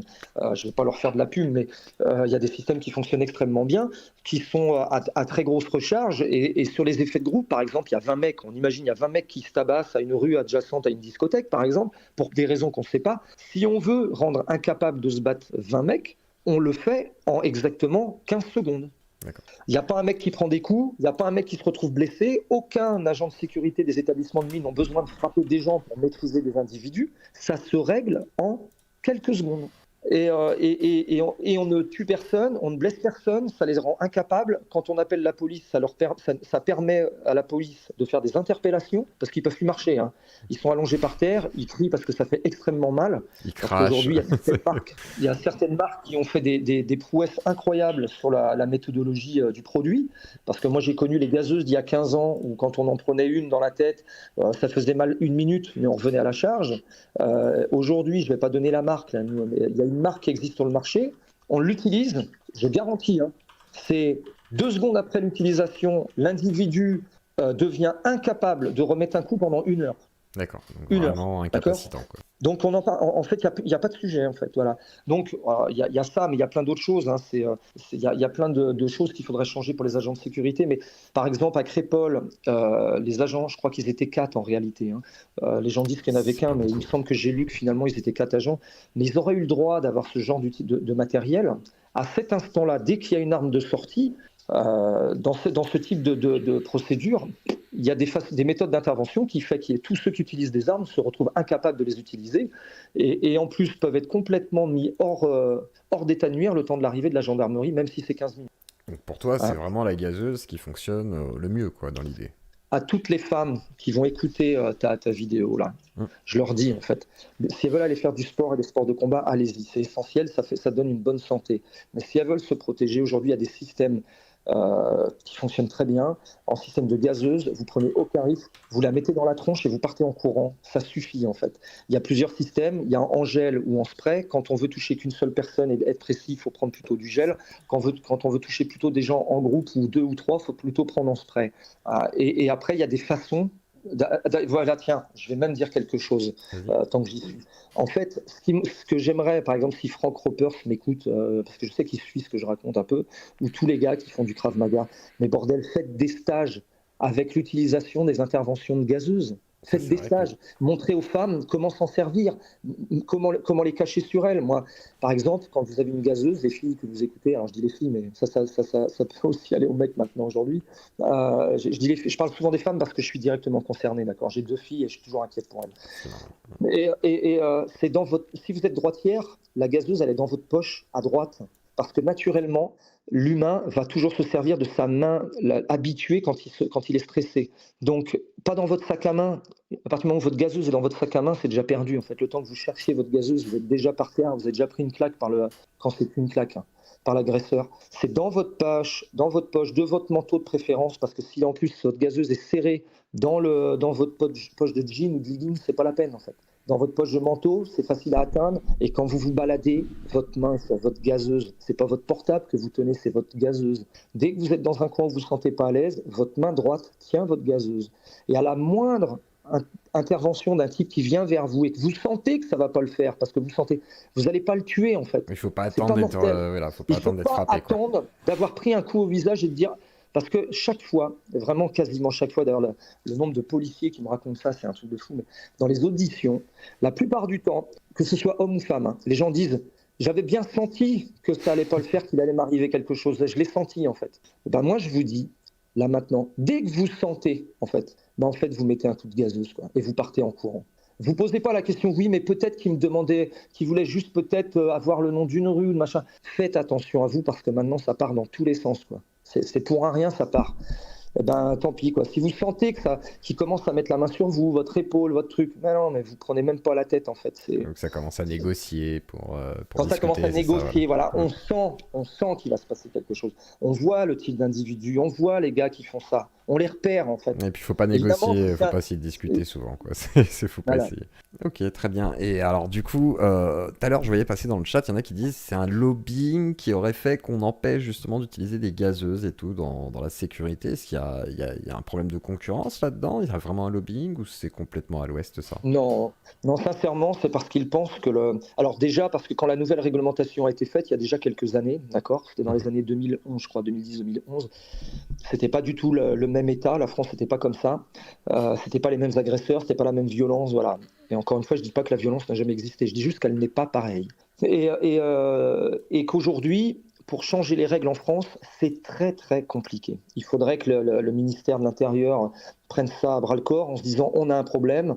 Il faudrait faire un observatoire qui permet de regarder ce qu'on fait réellement dans nos boulots et puis mettre ça en place. Donc c'est très long en fait. Vous voyez, même si quelqu'un entend cette vidéo à un moment donné bien haut placé et entend ce passage-là, même s'ils sont de bonne foi, qui disent il a raison, le gars, il faut faire quelque chose, quand ça va se mettre en place, il va falloir 3 ans. Quoi. Ouais, histoire de vraiment faire les études, ok. Et Bah, question du coup d'un auditeur, c'est est-ce que ce n'est pas plus dangereux de se défendre quand c'est ça, ou se laisser faire quand la fuite est impossible, genre au final on se fait tartiner la tronche. Alors, ah oui, alors, bonne remarque. C'est-à-dire que si on vient de piquer ton portable et ton portefeuille, et que tu sens que de toute façon, tu n'auras jamais le dessus, franchement, si tu sens que tu vas te faire défoncer pour un portable ou un portefeuille, est-ce que mieux ça en quoi. vaut la peine? Eh ben non, si ça en vaut pas la peine, laisse tomber. Moi, quand je dis qu'il faut se défendre, c'est à partir du moment où tu commences à prendre un coup. En fait, c'est que tu sens que t'es mis, ils te mettent contre un mur, ils t'ont déjà mis 2 claques, ils commencent à te tirer sur tes fringues pour voir tout ce que tu as à l'intérieur. Bon, là, ça va devenir compliqué, quoi. Si tu sens que tu es en danger, qu'ils t'ont déjà commencé à taper, bon, bah, fais ce que tu peux pour t'en sortir, quoi. Fais ce que tu peux pour pas tomber par terre, déjà, parce que quand tu tombes par terre, ça devient très, très compliqué. Parce qu'ils n'ont pas de. Ils ont le mental que tous nos jeunes n'ont plus, c'est-à-dire sauter à pieds joints sur le crâne d'un mec assommé, ça, ils savent faire, eux. Ouais, Ils puis n'ont te aucun tabasser au problème sol. de morale pour faire ça. Et puis après, c'est le plus compliqué, c'est surtout de s'extraire, quoi, en fait. Quand t'as un groupe sur toi, faut réussir à C'est s'extraire surtout de pour s'extraire. partir, en fait, quoi. Parce que faut pas imaginer que tu vas rentrer dedans, parce que tu vas être au sol, t'es épuisé. Moi, ça m'est arrivé une fois, j'étais KO. Mais mon but, c'était surtout de sortir, de réussir à dire, ah, c'est fini, là. C'est genre, voilà, et puis essayer de partir le plus vite possible après, si possible, quoi. Même si c'est C'est compliqué, exactement ça. etc., quoi. Donc, Donc voilà pourquoi on parlait tout à l'heure au tout début de la vidéo, je parlais de MMA. Bah, toutes ces situations sont des choses qu'on apprend à faire. C'est-à-dire que on apprend à se relever quand on est au sol, on sait comment se relever, on sait comment reculer sur nos distances. Ça s'appelle des scrambles d'ailleurs hein, en MMA pour ceux qui aiment le MMA. Et il y a des méthodologies qui font qu'on apprend à faire ça quoi. Et le MMA pour ça c'est vraiment c'est très très structuré. Ça nous permet d'avoir tous les pôles, le et debout, le milieu et le sol quoi. du coup, t'as pas peur de. Certains vont parler de récupération politique, du coup, avec ce discours sur la sécurité. Et est-ce que c'est nécessaire, du coup, de le faire passer, même s'il y a une récupération politique? Ouais, sincèrement, je m'en fiche un peu de la Ouais. récupération politique. De toute façon, que ce soit de gauche ou de droite, il y a des récupérations politiques partout. Les gens qui sont de gauche, enfin, qui ont plutôt des avis un peu plutôt, veut dire, où ils nous racontent qu'il ne se passe rien, que c'est exagéré, voilà, ils vont être récupérés par la gauche parce que la gauche entendra systématiquement une parole pour eux. Et puis des gars qui sont plutôt comme moi je suis de droite, hein, je le cache jamais dans mes vidéos, d'accord. On me parle d'extrême droite, mais moi je la vois pas l'extrême droite en France, d'accord. Je la vois pas en fait. Quand on me parle du Rassemblement national, je vois pas où il y a des gens d'extrême droite. Je trouve que maintenant, ils arrivent même à avoir des propos parfois plus modérés que Mélenchon. Donc j'ai du mal un peu à. Bah non, mais il Non, faut c'est dire vrai. les choses. Malheureusement, c'est vrai. C'est vrai pour la gauche, Non, non, mais malheureusement. je suis plus inquiet par un Mélenchon qu'un par un Bardella aujourd'hui quand j'entends Bardella, hein, Oui, franchement. effectivement. Après, ils se sont Et plus LRisés, quoi, en fait. Ils sont revenus vraiment sur la droite, un peu nationale, mais pas plus. complètement, ouais, complètement. Le mot Rassemblement national est plutôt ouais, Rassemblement républicain, je dirais, parce que ouais, ils ont pris un. En fait, le Rassemblement national, c'est le Chirac d'il y a 15 ans, 20 ans, quoi. Oui, clairement. C'est un peu, Ils se sont bien ouais, c'est à peu près apaisés, ça. et ils ont bien dédiabolisé, puis ils ont bien nettoyé aussi le RN, quoi. Il faut aussi dire la vérité, parce Oui, qu'il y en a oui, plein ouais, qui sont là ouais. en mode c'est des anciens SS. à l'époque du père, à la limite, et encore que c'est plus compliqué que ça, parce que l'histoire du RN est plus complexe que ça. Et d'accord. Et donc politiquement, donc toi tu t'inscris à droite, c'est depuis toujours Je m'inscris à droite. ou Depuis c'est comment? depuis toujours t'es inscrit à Non, droite ou ben non, c'est voilà. non, non, j'ai voté à gauche. Moi, j'ai voté D'accord. très longtemps à gauche. Je suis d'une génération, j'ai 50 ans. La plupart des gens qui ont mon âge, d'ailleurs, il faut dire la vérité. Moi, j'avais 15 ans, je portais le badge Je touche pas à Je sais pas, mon ouais, pote. très Enfin, bien. voilà, j'écoutais Renaud, j'écoutais Georges Brassens, j'écoutais. Enfin, Ah, donc euh, vraiment inscrit dans ton c'est, époque, quoi, et dans ta jeunesse, quoi. bah, bien sûr, j'étais complètement dans mon époque, j'avais mon bandana rouge, voilà, c'est c'est normal. Et puis voilà, et puis j'ai vieilli, ma vie a changé, ce que j'y ai fait a changé. Et donc voilà, aujourd'hui, je m'inscris à droite avec des propos, je suis un droitard, mais droitard veut pas dire, je fais pas partie de groupe d'ultra, moi je Oui, vois qu'il y en a qui défilent et tout, là. Je suis encarté dans aucun de ces groupes-là, ça, puis ça m'intéresse pas. C'est leur bataille, hein, c'est la leur, c'est pas la mienne, ça, en fait. Moi, j'ai autre chose en fait. Moi, ma bataille, c'est l'insécurité des jeunes, de mes jeunes dans la rue et des moins jeunes. C'est que j'aurais envie que demain, les gens, quand on les attrape, ils fassent vraiment de la prison en fait. Vraiment, qu'on les enferme, les gens dangereux en fait. donc pour toi, Et pas, tout ce qui ouais. a trait à la religion, etc., on est d'accord, tu mets plutôt de côté, parce que toi tu parles beaucoup effectivement de délinquance, de violence, mais pas spécialement d'ethnie ou quoi, même si tu parles des mineurs non accompagnés, ce qui est un Alors, peu différent. ouais, j'en parle d'ethnie, je parle toujours d'origine, d'accord? Je parle jamais de religion. Les gens le remarquent de plus en plus et me le disent. Je ne parle jamais des musulmans. Et alors, je vais expliquer pourquoi. Ça permet en plus, et c'est très bien que tu me poses la question parce qu'on me demande jamais, on me dit juste, tu mets jamais les musulmans avec les Arabes. Mais en fait, oui, je parle des Maghrébins, je parle beaucoup d'eux. Je parle aussi des Renois, pas mal, parce qu'en fait, j'explique ce que je vis et comment ça se passe en fait. Et je ne raconte que des faits. Et quand on ne me croit pas, je mets des vidéos. Comme ça règle le problème, en fait. C'est-à-dire que moi, c'est juste statistique. Après, on en fait ce qu'on veut. Les gens en font ce qu'ils veulent. Ça, c'est récupéré par ce qu'ils veulent. En fait, je Et m'en puis tu moque, moi, connais en pas la fait. religion de tout à chacun, donc c'est peut-être pas Et la piquerie par la ouais, Wakbar à alors, chaque fois, j'ai l'impression. je vais Oui, tu je devines, vais mais c'est exactement ça. Alors, je vais expliquer pourquoi, en fait. Comme ça, les choses sont claires. Là, il y a des gens qui vont reprendre cette partie-là, à mon avis. Mais en fait, pour moi, tous ceux à qui j'ai affaire, à partir du moment où les mecs deviennent brutaux, violents, agressent pour le plaisir de défoncer des types avec j'ai eu ça la semaine dernière, d'accord? Avec des sales blancs, on va te planter, ça c'est la semaine dernière, hein. J'ai pas posté la vidéo, mais bon, je pourrais le faire, c'est tellement incroyable. Allahu Akbar, t'es mort demain, ok, d'accord. dans les À rues? partir du moment, D'accord, ok. ouais, ouais, ouais, ouais. À partir du moment où un gars parle comme ça, à cet instant-là, je ne le considère plus comme un mec musulman. Alors les gens vont dire, bah oui, mais il est musulman. Mais il est musulman de rien du tout. Moi, j'en ai des musulmans que j'embauche. Moi, j'en entraîne des musulmans. Et je le redis encore. Moi, ceux que j'ai dans mon équipe de travail, je les entends jamais me dire un Allahu Akbar, hein, jamais, hein. Je les entends jamais, je vais crever ta mère, sale blanc, en fait. Je les entends jamais. J'en ai une, elle est musulmane, elle est libanaise, mais jamais elle a tenu des propos pareils. Jamais les musulmans qui travaillent chez nous sortent le tapis pour aller faire leur prière dans un coin à côté du bar avant qu'on ouvre l'établissement. Comme jamais les musulmans que j'entraîne dans les sports de combat tiennent ce genre de propos. Enfin, tu vois ce que je veux dire? C'est-à-dire qu'en fait, c'est pour ça que jamais j'emploie le mot musulman, parce qu'à partir du moment où les gars commencent à avoir ce genre de comportement, pour moi, ils sortent de la case religieuse. Je ne les considère plus comme ça. Et que même eux, s'ils se considèrent, ils ont pour la plupart jamais ouvert un Coran. Jamais. Donc, ils ne savent pas de quoi ils parlent. C'est juste un effet de mode. Et malheureusement, les musulmans qui se tiennent bien sont sujets à un effet de mode de dingue avec les jeunes types des quartiers. C'est C'est-à-dire ça. se dire musulman est devenu une appartenance à une communauté incroyable, plus que la communauté elle-même. C'est-à-dire, musulmans s'est mis même en avant que leur propre communauté. Moi, je ne suis pas un anti-communauté, au contraire, je me revendique tout le temps d'être d'origine croate. Par contre, quand j'ai des gars des pays de l'Est qui se tiennent mal à l'entrée de la porte, parce que je les recale pour X raisons, d'accord, pour leur comportement, voilà, je peux te dire que je suis aussi sévère avec les mecs de mes origines. Moi, je m'en fous. En fait, c'est à cet instant-là, je vois un type qui a un très mauvais comportement et qui ne respecte pas une base. La base essentielle, c'est que s'il est là, et si tous les rebeux qui sont là, si tous les Turcs, enfin voilà, on peut tous dire, on peut mettre tout le monde dans le même sac là dans ce cas-là. C'est grâce à la France qui a accueilli leurs parents ou leurs grands-parents, à qui on leur a donné du travail, un toit, enfin voilà, tout y est, et donc des droits sociaux, voilà, c'est une chance. Moi, je ne serais pas là aujourd'hui si mon père n'était pas arrivé de Yougoslavie il y a 50 ans, avec qui il a pu avoir du travail, avec aujourd'hui touche une belle retraite parce qu'il a travaillé toute sa vie, très bien payé. Voilà. Et donc, tant mieux pour lui. Mais lui, il adore la France. Moi, j'adore la France parce qu'il m'a appris à la respecter, à l'aimer pour ce qu'elle a apporté. On a un problème avec notre jeune génération, qui est un effet, qui est un effet provoqué par un manque de jugement réel. Et je le dis encore, alors éducation et jugement. Hein. Les 18, 22, 23 ans des mecs des quartiers, de certains quartiers, qui se tiennent très mal et qui détestent les blancs français, je dis bien blancs français parce qu'ils sont français eux-mêmes. Hein. Je l'ai dit dans une vidéo derrière moi, en fait, on tire à boulet rouge sur des types qui sont français, en fait, ils ont une pièce d'identité française. Par contre, ils n'en ont pas la mentalité. Parce qu'en fait, ils la détestent, la France dans laquelle ils sont. Ils veulent créer une France à eux, en fait, une France avec leur méthode à eux, en fait. Mais c'est pas ce que les gens veulent, les gens en ont marre de ça, et je les comprends. Les gens en ont ras-le-bol, quoi.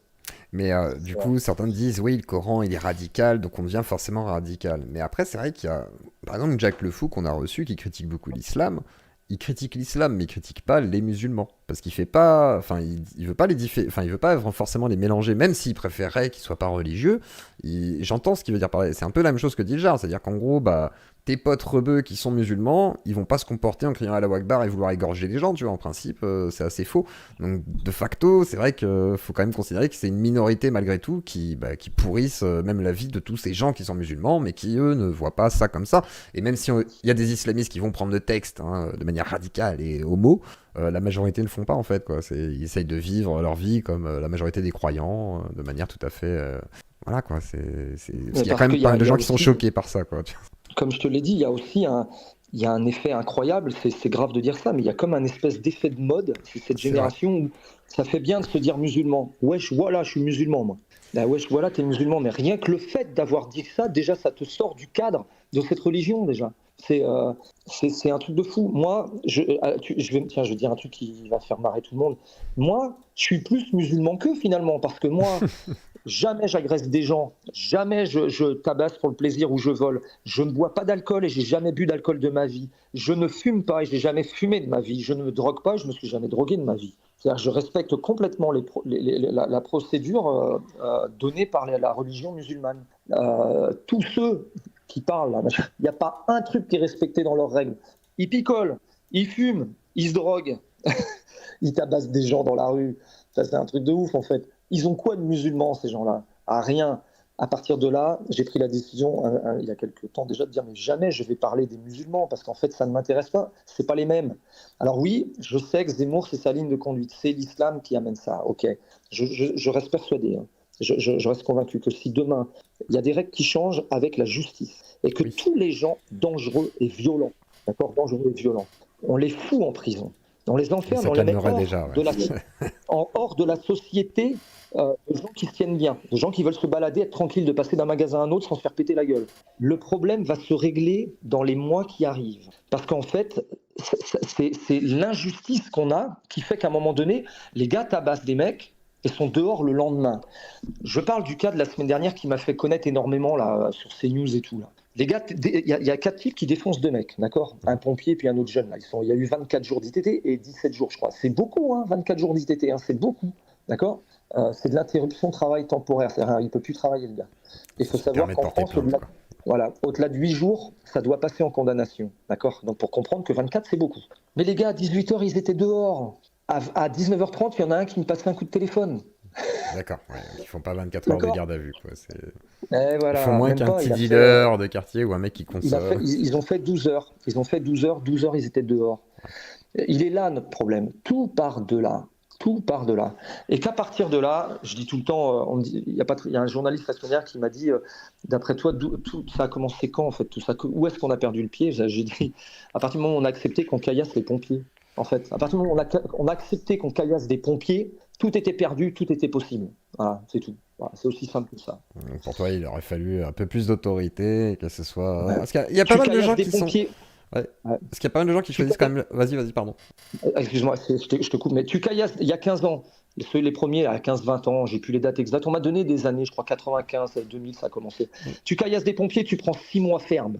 6 mois ferme, juste parce que tu as caillassé des camions de pompiers. Voilà. Mais crois-moi qu'à partir de là, le message aurait été passé, en fait. On aurait dit, Attention, il y a des règles dans ce pays. Si vous ne les respectez pas, on vous enferme et on vous met à l'opposé de la population, en fait. On vous met loin. On vous écarte d'eux parce qu'en fait, vous êtes dangereux. C'est Et tout, surtout, quoi. c'est ce qu'ils ont fait avec le vaccin, c'est-à-dire qu'il y avait des agressions du coup de soignants, machin et tout, et maintenant il y a des petites affiches en disant attention, c'est 30 000 euros d'amende, ça peut être plusieurs mois de prison, parce que c'était nécessaire et que c'était devenu une sorte de priorité à ce moment-là. Ce qui est étonnant, c'est qu'ils le fassent pas pour les boîtes de nuit, qu'ils le fassent pas par exemple aussi, enfin, c'est justement qu'on puisse porter plainte et qu'il y ait une vraie sanction dans ce genre de situation de violence et qu'il n'y ait pas de condamnation. Donc c'est vrai qu'il y a une sorte de laxisme qui est un peu incompréhensible. Par contre, ils l'ont fait quand même pour le personnel soignant, donc ça pose pas mal de questions. Et, euh, et d'accord, ok, donc Tu as pour complètement toi, raison. pour toi Mm. c'est foutu ou il y a quand même moyen de rattraper le truc quand même Non, alors je sais que il y a plein de gens qui pensent que c'est foutu.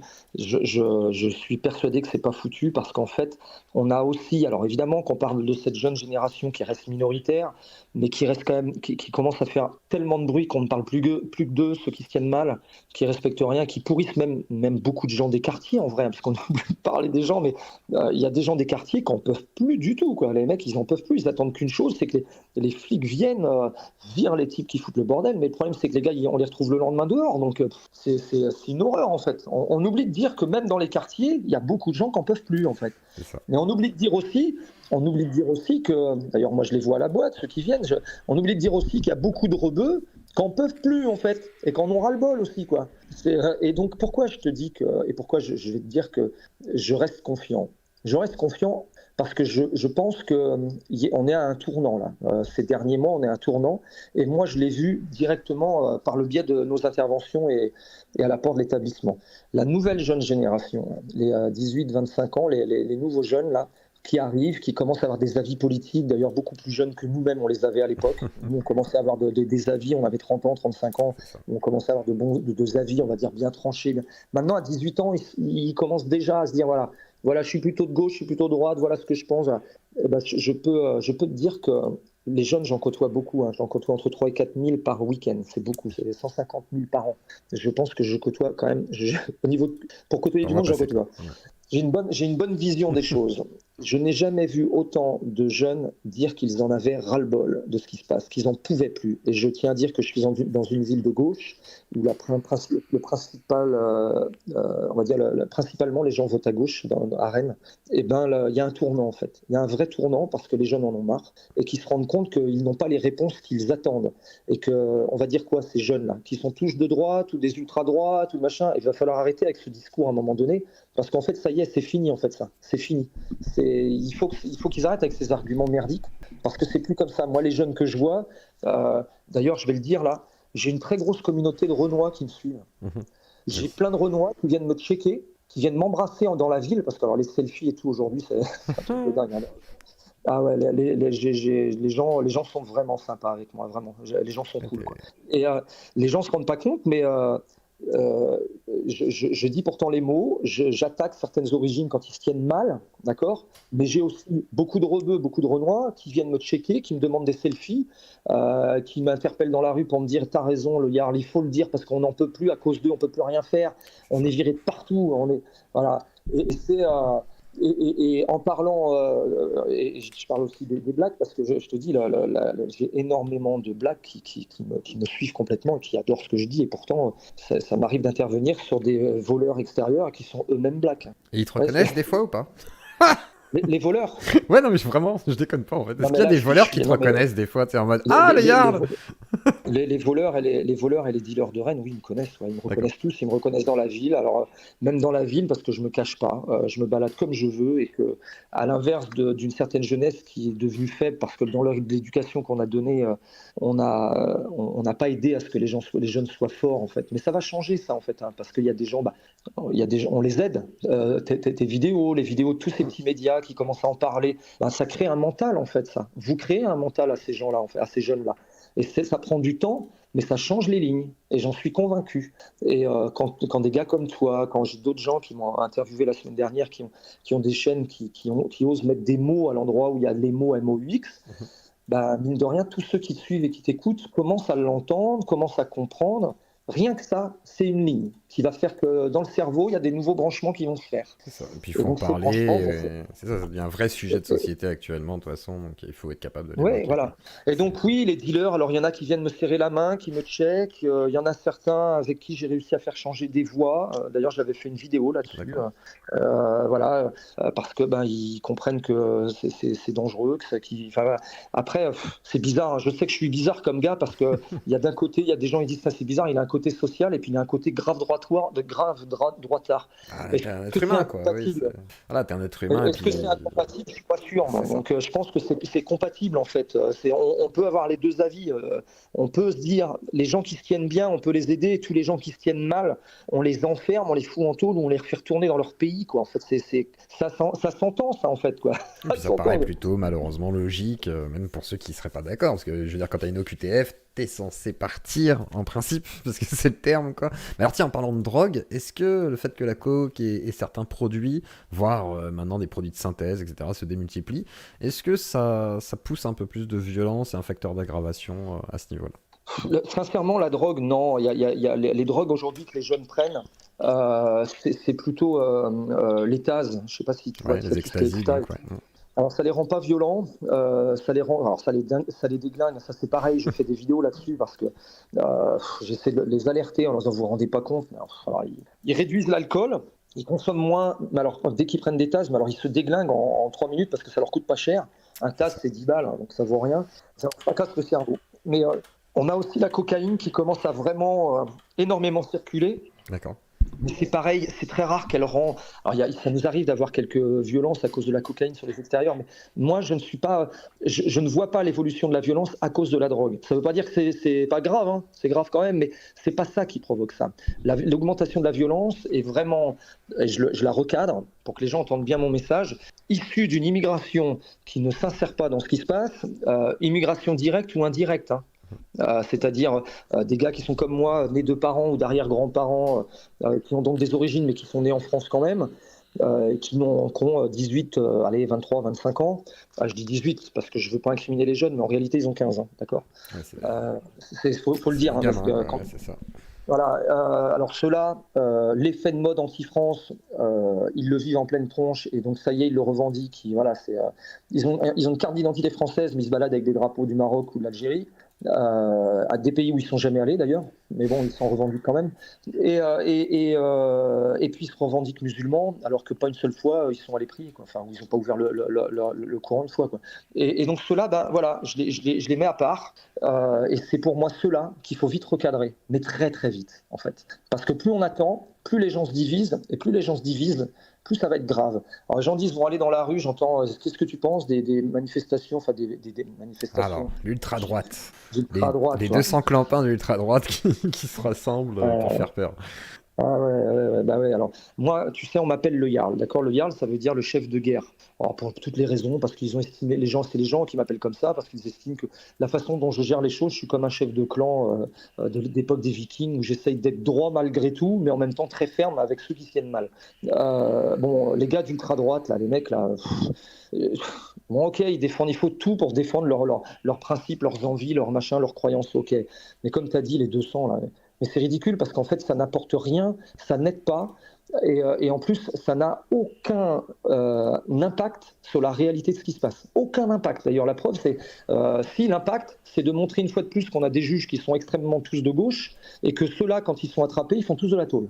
Il n'y a pas de problème. Par contre, à l'inverse, quand des mecs font des émeutes, qu'on a eu un mois et demi où tous les quartiers étaient à feu et à sang, ça a coûté des millions d'euros à tous les Français qui bossent et qui payent des impôts. Ceux-là, il y en a 3-4 qui sont allés en tôle 2 mois, et puis sinon le reste, on leur trouve des circonstances atténuantes. Alors voilà pourquoi je dis que ces jeunes là d'ultra-droite, là, je dis ultra-droite parce que c'est pareil le propos maintenant, ultra-droite, giga-droite, demain je sais pas jusqu'où ils vont aller en graduation d'ailleurs, les politiques de gauche là, parce que maintenant ils ont mis des gradations sur la droite, mais bordel, à un moment donné, moi je dis juste moi, des gars de droite en fait, voilà, la droite, parce que je ne vois pas d'extrême droite en France, même Zemmour il n'est pas d'extrême droite, en fait il faut arrêter avec tout ça, quoi. Zemmour a une droite très forte qui lui est plutôt RPR, alors personne ne sait, j'ai 50 ans, mais la droite de l'époque du RPR. C'est Chirac. Comment? C'était Chirac le RPR. si je dis Ouais, pas il y de avait bêtises, hein, Chirac, mais c'est il y ça, avait un hein. peu avant lui. Ouais. Et effectivement, les propos étaient exactement les mêmes. Jamais à l'époque on aurait dit que le mec était d'extrême droite. En fait, même d'ailleurs, on aurait rigolé à l'époque de dire qu'ils étaient d'extrême droite. Alors, il y T'aurais avait eu, peut-être une extrême si, droite. t'aurais eu Ouais. Tapi qui aurait fait le jeu de Oui, dire que il y c'était un aurait eu peu l'extrême tapis. droite, tu vois, c'était Voilà. ça à l'époque, hein. C'était ça la gauche de Oui, l'époque, oui. hein. C'était Tapi Enfin, quand même. il y a eu le Mais Tapi, il est comme tous les autres, en fait. Il a eu une période où il était très gauche, très voilà, machin. Et puis il y a eu une période où malheureusement lui-même s'est fait agresser, lui-même on est rentré dans son appartement, il s'est fait défoncer lui et sa pauvre femme. Euh, Quand on voit les propos de ses enfants aujourd'hui sur les réseaux sociaux, ses enfants sont plus proches du RN et de Zemmour que son père était de la gauche, hein. Après, c'est peut-être le Donc problème des gens qui, voilà, qui voient la France comme ils l'ont connue avant, qui veulent un peu préserver ce côté, voilà, c'est un pays où on peut faire plein de choses, et il y a des gens qui disent non, mais c'est social, faut laisser se décrépir le truc, c'est compliqué. Après, certains disent dans le chat, genre, est-ce que c'est que la faute des étrangers? Voilà. Et la deuxième question, c'est pourquoi dire que c'est pas l'islam, alors que certains considèrent que si. Alors, qu'est-ce que tu aurais à répondre à ces deux affirmations, de dire est-ce que alors c'est que la faute des étrangers, et pourquoi c'est pas la faute à l'islam? Bah, parce que l'islam, j'ai déjà répondu en gros Ils au sont pas niveau d'accord. religieux. Ils sont pas Parce que d'accord.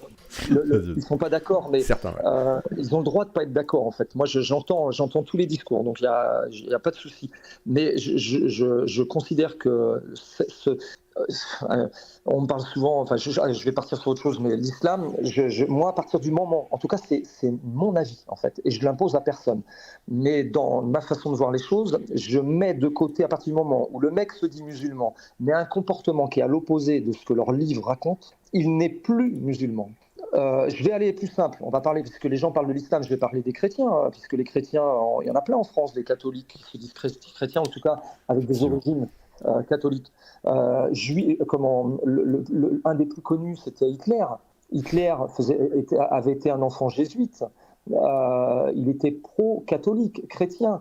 À l'époque, moi je suis un fanatique d'histoire, hein, d'accord. Le sujet de l'histoire, je maîtrise bien. Et la guerre 39-45, j'ai bien étudié un peu les problèmes.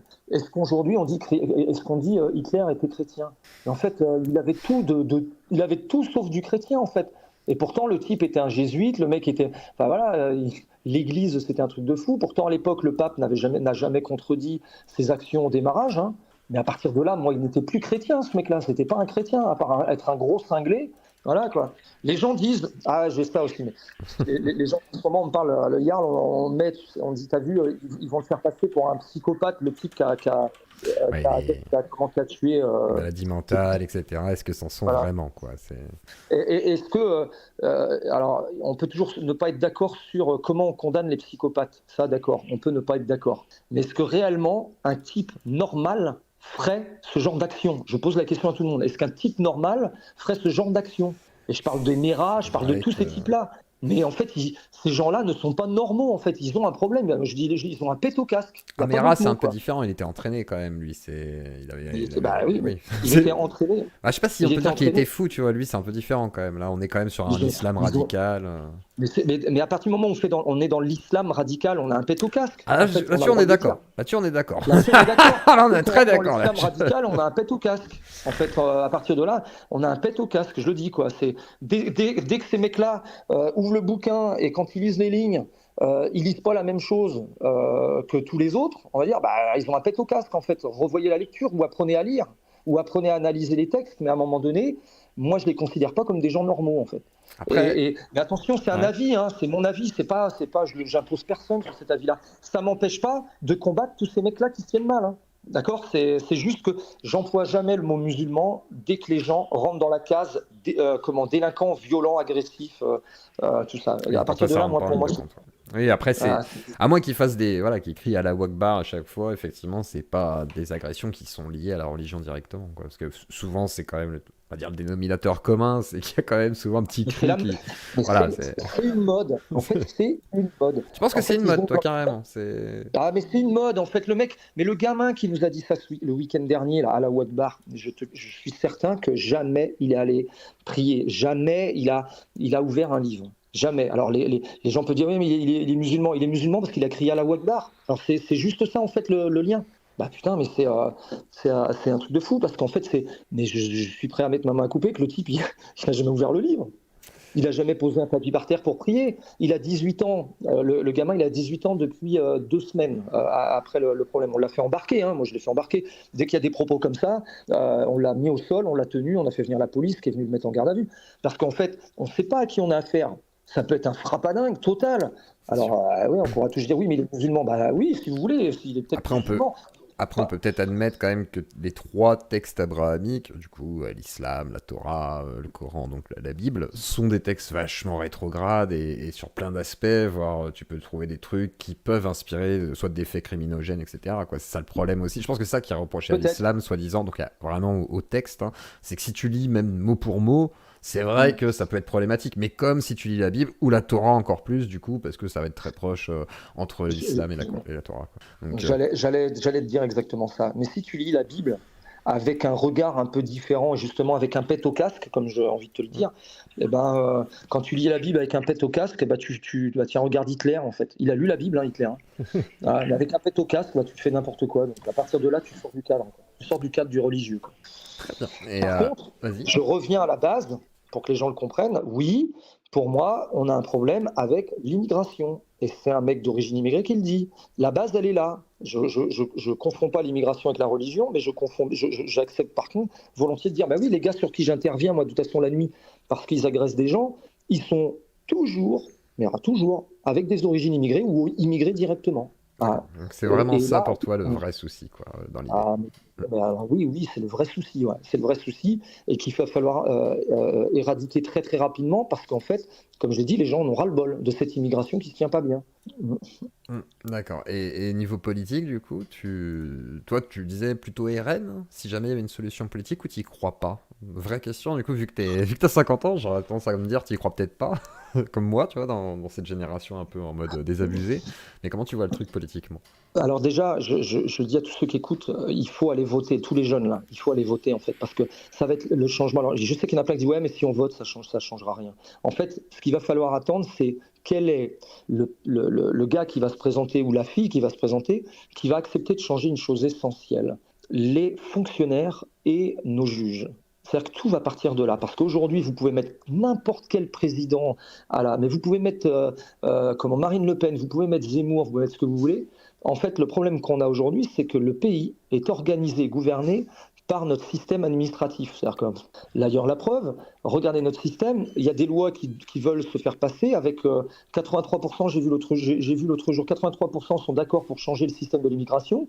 Regardez quand ça passe au Sénat, la plupart des textes qui ont été votés qui portaient, où 83% des gens disaient on est d'accord avec ces textes, ils sont révoqués en passant après au Sénat.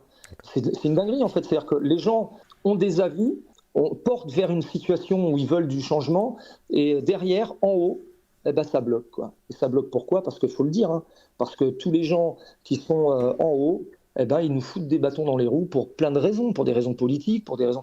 Voilà, et c'est une catastrophe. Et c'est eux les premiers que je vise en vrai dans mes messages, moi. Demain, le mec, et peu importe, alors oui, tu parles du RN, là, aujourd'hui, demain, si moi je devais voter, sincèrement, je ne vois pas où d'autres je pourrais voter si on me demande. Je dis, hein, où tu que je vote, il n'y a personne à droite. Alors, on pourrait te dire Zemmour. Certains diraient Zemmour. C'est une Oui, option. Zemmour. Alors Zemmour, pourquoi en fait, je voudrais que dans son discours, alors sur toute l'immigration et tout, allez, 2000%, il a raison. Il faut vite s'arrêter, il faut vite qu'on règle le problème, il faut qu'on condamne les gens. Mais comment condamner les gens si les juges ne sont pas d'accord? En fait, la base, elle est là, en fait. Il a beau dire il faut qu'on condamne, il faut qu'on les enferme, mais les juges ne les enferment pas. Mais les juges, on les a pas en votant, nous. En fait, appliquer les lois, quoi. C'est surtout ça, en fait. C'est appliquer les lois telles qu'elles sont. Il faudrait juste appliquer les lois d'une certaine manière. Et encore appliquer des lois. Franchement, défoncer un mec dans la rue, c'est interdit en France. Il y a des lois qui interdisent ça, quoi. Ben, on les fout pas en tôle. Parce qu'en France, tant que tu prends moins de 2 ans de prison ferme, tant que tu prends moins de 2 ans, bah, faut savoir que tu vas pas en tôle, en fait. C'est ça. Il faut passer au-delà de la cape des 2 ans, des 2 ans, quoi. Et donc, bah, t'imagines que la plupart des condamnations pour fait de violence, tu prends moins de 2 ans, donc tu vas jamais en tôle. C'est ça. Voilà. Et alors, du coup, la crainte de la guerre civile, parce qu'il y a beaucoup qui parlent de ça aussi. Est-ce que toi, tu as cette crainte-là? Pas du tout. Non. Comment tu vois le Non, truc? j'ai pas crainte de la guerre. J'ai pas du tout crainte de la guerre civile parce que les gens ne sont pas préparés à ça mentalement. Vous êtes des fiottes, les gars. Faut dire la vérité. Comment? Je dis vous êtes des fiottes en fait, quoi. C'est une réalité. Je dis pas. Mais non, je rigole. jamais. Mais non. non, j'arrête pas. Je dirais jamais ça parce qu'en fait, ils n'y peuvent rien. C'est pas de leur Mais faute. tant mieux, En fait. hein, C'est c'est pas une de bonne leur faute. chose. C'est parce parce que la façon. J'aime l'histoire et l'anthropologie. Et dans l'anthropologie, c'est on est ce qu'on est par rapport à par rapport à tout, par rapport au climat et par L'environnement. rapport à l'environnement. Bon, ça fait 80 ans ou 90 ans qu'on n'a pas connu de guerre chez nous, donc autant dire que là, il y a quelques générations qui sont passées. Et en plus, ça fait 40 ans que on apprend à notre jeune génération à mettre de la crème pour être beau gosse, se raser, bien s'épiler. Enfin, c'est imagé pour faire marrer les gens, mais pour dire, en fait, on n'a pas fait des guerriers là. Hein. On a fait on a fait Des consommateurs très actifs, voilà, c'est ça exactement. quoi. Voilà. Et donc à partir de là, partir sur une guerre civile dans le truc, ça va être compliqué quand même. Ah, ça va être très compliqué quoi. Donc et puis en plus il faut un sacré leader pour partir en guerre. C'est ça. Il faut un Jarl plus, d'accord, qui va canaliser et organiser les choses. Par contre, il y a une chose qui m'inquiète grandement et ça je le vois. Et donc là je vais le dire. Je le vois. Donc je le dis. C'est les petits groupes qui vont commencer à pas être d'accord. Ça, c'est pas une guerre civile, ça. Par contre, Guerre de à gang, plusieurs, quoi. 7, 8, 10 copains, qui vont voir des mecs commencer à tabasser d'autres gars, et qui vont venir, et qui là, pour le coup, vont être plus nombreux, et qui eux-mêmes vont faire leur justice eux-mêmes. Ça, c'est pas une guerre civile. Par contre, c'est une guerre de territoire. C'est ça, c'est Voilà. Et là, l'équivalent c'est des pas anciennes pareil. guerres de gang, quoi. Voilà, et que dans les guerres de territoire, on va avoir des jeunes Français qui vont se mettre de leur côté. Alors les gens pourront dire ouais, il y a l'ultra-droite qui se fait, mais c'est pas des gars d'ultra-droite en fait. C'est notre nouvelle jeune génération qui eux en ont ras-le-bol. Ils s'en foutent littéralement des groupuscules d'ultra-droite et tout. Ils vont jamais dans ces trucs-là. Ils les regardent même pas ces mecs-là. D'ailleurs, il y a qu'à regarder les comptes Twitter, Facebook et tous ces groupuscules. Mais personne les suit ces gens-là. Personne en fait. Ils ont rien en fait. Et en revanche, ça ne leur empêche pas d'avoir des avis et d'en avoir ras-le-bol, et que maintenant, ils comprennent que c'est l'effet de groupe et l'effet de force qui gagnent, et qu'à partir de là, la police et les juges vont devoir de plus en plus être confrontés à quelque chose, c'est il y a eu une agression, il y a des jeunes qui ont voulu s'en mêler, ils ont tapé les MNA, ils en ont défoncé un qui est peut-être dans le coma ou qui est peut-être mort demain, tu vois. Et comment on fait pour les juger? Oui, mais ils ont défendu. Ah ouais, mais alors défendre en France, il faut regarder la loi sur la légitime défense. Est-ce qu'il y a eu légitime défense? En fait, là, on va arriver dans un merdier sans nom. Hein. Et c'est bien pire qu'une guerre civile, parce que ça va être ingérable partout en France, dans les grandes villes. Ça peut arriver n'importe où, n'importe quel moment, sans prévenir. Il n'y aura pas d'annonce à la préfecture pour les manifestations. Mais on en est loin quand même de ça dans l'idée, parce que regarde là, par exemple les gars de droite, soi-disant, qui viennent attaquer, au pire ils s'attaquent aux antifas, mais ils attaquent assez rarement des gens dans la rue. C'est arrivé, mais c'est des trucs assez sommaires, quoi, enfin, il me semble. Mais pour toi, c'est en train d'augmenter réellement? En fait, c'est en train d'augmenter, je te dis bien, on est loin de ces groupuscules. Ce sont des petits groupes complètement loin de tout ça, qui eux sont entre potes, entre copains, et d'un coup se rendent compte qu'il y a soit une agression, soit des vols, soit un comportement inadmissible dans la rue. Quoi, et en fait, par un esprit de clan, plutôt clan, on va protéger la France, parce qu'ils aiment la France, et ils veulent protéger quand même leur France. Mais ça n'a rien d'extrême droite de dire ça en fait. Il y a le droit d'aimer la France, mais moi j'aime la France moi. Et en fait, ils vont vouloir défendre et protéger les gens. Comme moi je fais à mon échelle, les groupes sont en train de se faire eux-mêmes à leur échelle, mais petit à petit, des bandes de copains en fait. Et pourquoi je te dis ça? C'est qu'il y a 3 ans, quand je suis arrivé à la direction de cet établissement, quand je sortais dehors pour virer les MNA, quand on les attrapait avec l'équipe de sécurité, la mode était plutôt de nous filmer et de dire oh les pauvres, les salauds, leur faites pas ça, ils y peuvent rien, ils n'ont pas d'argent, il faut bien qu'ils vivent, voilà. Ça c'était il y a 3 ans, d'accord. En 2023, quand on intervient on appelle la dalle, nous, la place, quand on intervient sur la dalle, quasiment à chaque fois maintenant, j'ai des gens qui sortent de notre file d'attente. On a des grandes files d'attente chez nous, d'accord. On a toujours à peu près 150-200 personnes qui sont aux extérieurs à attendre de pouvoir rentrer. On a des groupes qui sortent de la file d'attente et qui courent derrière nous pour venir attraper les gars que nous on veut attraper pour maîtriser et emmener à la police. Et alors là, ça devient dangereux. Parce qu'en fait, on se retrouve, on n'est plus filmé pour nous dire « Ah, vous êtes des méchants ». On vient avec nous et on nous dit « Ouais, vous avez raison, on en a ras-le-bol, on va vous aider, on va les faire partir ». Et là, nous, on se retrouve obligé à dire aux gars « Non, attendez. Restons pro. On doit les attraper. S'ils se défendent, on fait ce qu'il faut. » Pour pas qu'ils s'enfuient, on les bloque et on attend l'arrivée de la police parce que c'est le travail de la police. C'est pas notre travail en fait. Et donc on doit maintenant contenir des équipes de jeunes qui en ont ras-le-bol et qui veulent eux-mêmes tabasser les mecs qui se tiennent mal. Quoi. C'est pire qu'une guerre civile parce que ça c'est compliqué à gérer. Et puis après, je parle au niveau et juridique et au niveau police. C'est très compliqué à gérer. Bien plus dur qu'un groupe qui arrive à 100 et à traverser une ville, comme ils ont fait l'autre nuit à minuit et demi, où là, campagne de CRS. Alors là, ça c'est facile, hein, ça prend 2 secondes. Par contre, plein de petits groupes à la sortie des bars qui décident en sortant des bars de défendre les gens dans la rue, ça va être compliqué. Hein. D'accord.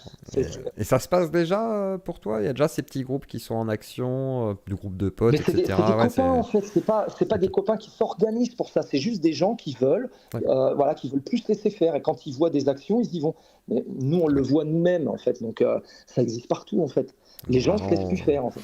Ok, donc pour toi, ça se délite un petit peu, mais c'est pas ce que les gens imaginent de manière un petit peu exceptionnelle. Parce que là, on voit beaucoup du Laurent Berton. Par exemple, il y a Livre Noir qui devrait passer peut-être ce soir. Si jamais c'est pas ce soir, ça sera peut-être reporté. Mais en tous les cas, ils doivent passer. Toi, ce discours-là, tu as tendance à le mettre de côté, du coup. Mais oui. Ouais. Alors je vais te répondre pourquoi. Quand il y a eu les jeunes qui sont allés, les gars là, dénoncés comme les gars d'ultra-droite, ils ont fait des actions quasiment sur 4 nuits, toutes les nuits, un peu partout dans les grandes villes. D'accord ? Qui les a suivis ? C'est clair qu'il n'y a pas grand monde. C'est la vérité. Malheureusement, pour eux... Personne ne les a suivis. Ouais. Voilà, donc on peut dire toujours ça va, ils vont aller dehors. Ouais, enfin, les si et les ça va et ça va venir et les peut-être... pour l'instant, en tout cas, on n'a rien qui le démontre. Voilà. Et alors, est-ce que j'ai lu Oberton, hein, très intéressant. Alors lui, il a été visionnaire, d'accord. Faut le dire, il a été visionnaire ce gars-là. D'ailleurs, je suis étonné qu'il soit pas appelé sur tous les plateaux de télé maintenant, parce que ce type-là a été visionnaire, vraiment. Il commence à y aller maintenant là. C'est étonnamment. Non, mais en fait, le mec devient très connu. 15 ans, je crois qu'il y a eu son bouquin. La France Orange Mécanique. Mais il avait été invité par Ruquier à l'époque déjà. Hein. C'était. Mais il avait réussi à marquer. Pas à la mesure ce qu'il aurait dû. C'est un type qui aurait dû être appelé à l'Élysée. Il aurait dû être écouté comme un vrai conseil sous le ton de la blague, on pourrait dire quand même que c'est un peu le mec, il a fait un Nostradamus là. D'accord. Pour toi, c'est vraiment celui qui est le plus juste sur la situation du coup. Avec le plus juste. Il l'a écrit. Il a annoncé des faits qui aujourd'hui on en peut. Donc, alors, est-ce que la solution c'est une guerre civile ? J'en suis pas certain. Mais en même temps, je vais aussi te dire pourquoi. Faut dire la vérité. J'ai 50 ans, j'ai des enfants, je suis inquiet aussi pour eux. Moi, je suis quelqu'un ça y est, moi je suis posé. Moi, je suis comment on peut dire, même si on me voit aller dehors, intervenir, attraper des gens et tout. C'est la nouvelle génération qui va donner les nouvelles règles. Tu comprends ? Alors, si les nouvelles règles de cette nouvelle génération a envie de aller dans la rue, aller se battre et faire des guerres civiles, quel pouvoir j'ai là-dessus ? J'ai rien en fait. Moi, c'est la nouvelle génération qui va décider ce qu'elle veut faire et comment elle veut régler ça en fait. D'accord, très bien, très bien. Ouais. Et alors, une question qui se pose aussi. On revient sur la boîte de nuit. On me demande, peux-tu lui demander s'il retrouve toujours autant de nanas sous GHB dans les chiottes de sa boîte à la fermeture ? Est-ce que c'est toujours un phénomène qui existe ? Voilà. Ça, c'est marrant ce que tu... Alors, ce phénomène qui existe, il y a eu 2 faits en France. Écoutez bien ce que je dis parce que j'ai étudié ça l'année dernière parce que ça me faisait halluciner. Je suis même parti... j'ai même envoyé des équipes dans mon équipe de sécu en stage et tout pour regarder les événements de ce truc-là. Il y a eu 2 faits à Grenoble. On avait réussi à déceler et puis après, nulle part partout ailleurs. BFM TV en a fait un sujet d'actualité incroyable et encore une fois, là on est rentré dans un effet de mode. Nous, à notre établissement, on a fait faire plus de 300 contrôles à l'époque où c'était à la mode là. Zéro fait avéré, zéro. Et que c'était national. En fait, on s'est rendu compte que tout ça, c'était du pipeau, c'était un effet de mode balancé par BFM TV, voilà, et toute la France entière était soi-disant, tout le monde se faisait piquer partout, en disant je me sens pas bien, écoutez, ça fait 30 ans que je fais ce boulot-là. La piqûre ne peut pas rester comme un effet. En fait, il faut assumer quand tu rentres chez toi, que tu vis chez tes parents, il faut assumer que tu es gravement bourré, que tu n'es pas bien, que tu es déglingué et que les faits sont les mêmes. En fait, les faits sont comme ça et que faut arrêter de dire voilà. Alors, je sais que les gens sont choqués quand je dis ça, parce que je l'ai dit dans une autre vidéo à chaque fois, mais en fait, il faut juste regarder les faits, la réalité, les statistiques. Toujours, on regarde ce qui se passe. Et dans ce qui se passe, rien du tout n'a été prouvé que dans toutes les discothèques de France, tout le monde se faisait piquer. Il y a eu 2 cas avérés. Tout le reste était simplement un montage de BFM TV, quoi. Et qu'après, Bah rien, et puis d'ailleurs ça s'est éteint aussi vite que c'est arrivé, hein. Ah, c'est de Les l'ordre de vacances, la légende urbaine, quoi. ah bah les jeunes sont partis en vacances et puis après ça y est, plus rien, tout était fini. Il y avait plus. Alors aujourd'hui évidemment on n'en parle plus jamais, mais voilà, Alors nous on l'a pris au sérieux quand c'est arrivé parce que ça aurait pu être vrai, hein. Ça aurait pu être vrai. Donc moi je l'ai pris très au sérieux. J'ai demandé d'être encore plus vigilant sur les palpations parce que nous on fait 100% des gens qui rentrent sont palpés chez nous, d'accord. Et on trouvait rien. Les gens qui se disaient piqués, je les envoyais à l'hôpital pour faire les vérifications, mais rien, jamais rien. Et les gens on revenait toujours avec des retours avec des forts taux d'alcoolémie, point, c'est tout, quoi. Ouais, c'est Fort ça. taux Après, d'alcoolémie. les gens oublient peut-être que quand tu bois beaucoup d'alcool, tu peux finir inerte en fait, quoi. Et je pense qu'il y a des Ah, gens qui l'oublient sûrement et qui se mettent dans des états pas possibles. Et mais c'est c'est une réalité, exactement quoi. ça. Mais tu sais que même parfois pas avec beaucoup d'alcool, hein, c'est des effets. La fatigue, les étudiants, ils mangent plus beaucoup. Alors C'est pour plein ça. de raisons, on pourrait en parler, mais ils ont plus de thunes, donc du coup ils réduisent les restos, n'importe quoi. Ils réduisent les repas à cause du manque d'argent. Ils sortent quand même parce que c'est normal. Ils veulent jouer, ils veulent s'amuser. Je comprends en fait, moi, je les comprends les jeunes. Et puis ils vont picoler, mais tu prends 3 shooters quand t'as pas mangé de la journée et C'est que tu as ça. très peu dormi parce qu'en même temps, la veille, tu as préparé tes Puis examens. ça fume un petit Mais en fait, pétard. Voilà, bah, ça mélange. exactement. Voilà, Et ben on voilà. connaît, hein. Et ben t'es déglingué. T'es déglingué en fait. Voilà, c'est aussi simple que ça. Et que bah, tu oublies ce qui s'est passé. Et en fait, c'est les effets de l'alcool en fait. C'est juste les effets de l'alcool. Et vous avez une C'est, responsabilité en boîte de limiter la vente comme les bars, ah, j'imagine. bah, Ouais, après, chaque établissement fait ce qu'il veut dans son établissement. Moi, tous les jeunes qui viennent chez nous, c'est comme si c'était mes enfants, en fait. Donc, ils le savent d'ailleurs, hein, tout le monde le sait, et tout le monde sait qu'on est vigilant à ça. Et donc, nous, on fait très attention à ça. En fait, les bars sont formés par ma femme pour ça. Quand on voit que les jeunes, ils s'en mettent trop dans la tronche, et ben on leur dit non, on dit stopper. Il n'y a pas très longtemps, j'ai même conseillé un jeune, c'est moi-même qui lui ai dit qu'en 3 mois, j'avais vu qu'il était. Je lui fais un bisou, Vico, parce que je sais qu'il regarde, Victor, pardon. salut à Il toi, Vic. regarde, il regarde toutes les vidéos qui paraissent sur moi, il les regarde toutes. Il est gentil comme tout. Il est très jeune et j'ai vu en 3 mois, il dépérit en fait. Il sort trop, il picole comme un dingue. Il a 19 ans. Et donc, du coup, il a le droit de venir à l'établissement s'il ne boit plus d'alcool. Voilà. Donc, il respecte ma règle depuis quelques semaines. Ce qui est pas Mais mal je en lui vrai, dis, hein, c'est une bonne comment? chose. C'est une bonne chose, je trouve, dans l'idée. De Bah oui, responsabiliser dans en l'idée, disant, ouais. bon, bah sinon, voilà, si tu peux pas être dans l'état, ça peut, voilà, c'est un peu normal. C'est une bonne chose, C'est hein. toujours l'excès qui rend dingue en fait. C'est C'est ça. l'excès qui bousille la vie des gens en fait. C'est ça. Et on me demande, tiens, dans le chat, qu'est-ce que tu penses de Cro-Blanc? La chaîne F2 News, du coup, qui a explosé ces derniers mois. Est-ce que tu connais Cro-Blanc? Oui, je connais Cro-Blanc. Ça a été un des premiers à mettre mes vidéos en avant. Donc, j'aime bien le personnage. Il a ses avis, il a ses propos. Alors, je suis pas toujours d'accord avec lui, et tant mieux. Je crois qu'il n'est pas toujours d'accord avec moi, et tant mieux. Mais par contre, il fait partie des petits médias qui montent bien. Je sais que quand il m'a vu mes vidéos, il est assez satisfait parce que je crois qu'une des dernières a fait presque 100 000 la semaine dernière ou il y a 15 jours, donc il est content. Mon nom fait un peu parler, mais tant mieux, c'est un jeune, il mérite, il se donne du mal, il fait passer des messages. Encore une fois, vous faites partie, Cro-Blanc fait partie, il y a la chaîne de Georges qui fait partie de ces gens-là. Vous remettez quelques connexions au cerveau de nos jeunes. Voilà.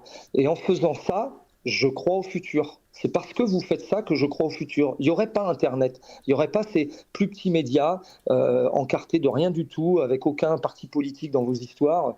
Il n'y aurait pas ça. Je serais très inquiet. Je me dirais, on est mal barré. Mais comme il y a ça, je te l'ai dit tout à l'heure, mais je suis fan d'anthropologie et je sais que le cerveau change. Le cerveau se déconnecte pour se reconnecter. Ça fait 10 000 ans que les humains font ça.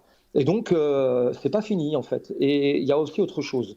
Toute l'histoire a prouvé qu'en Europe, à chaque fois qu'on a voulu nous faire chier, à chaque fois, on a gagné.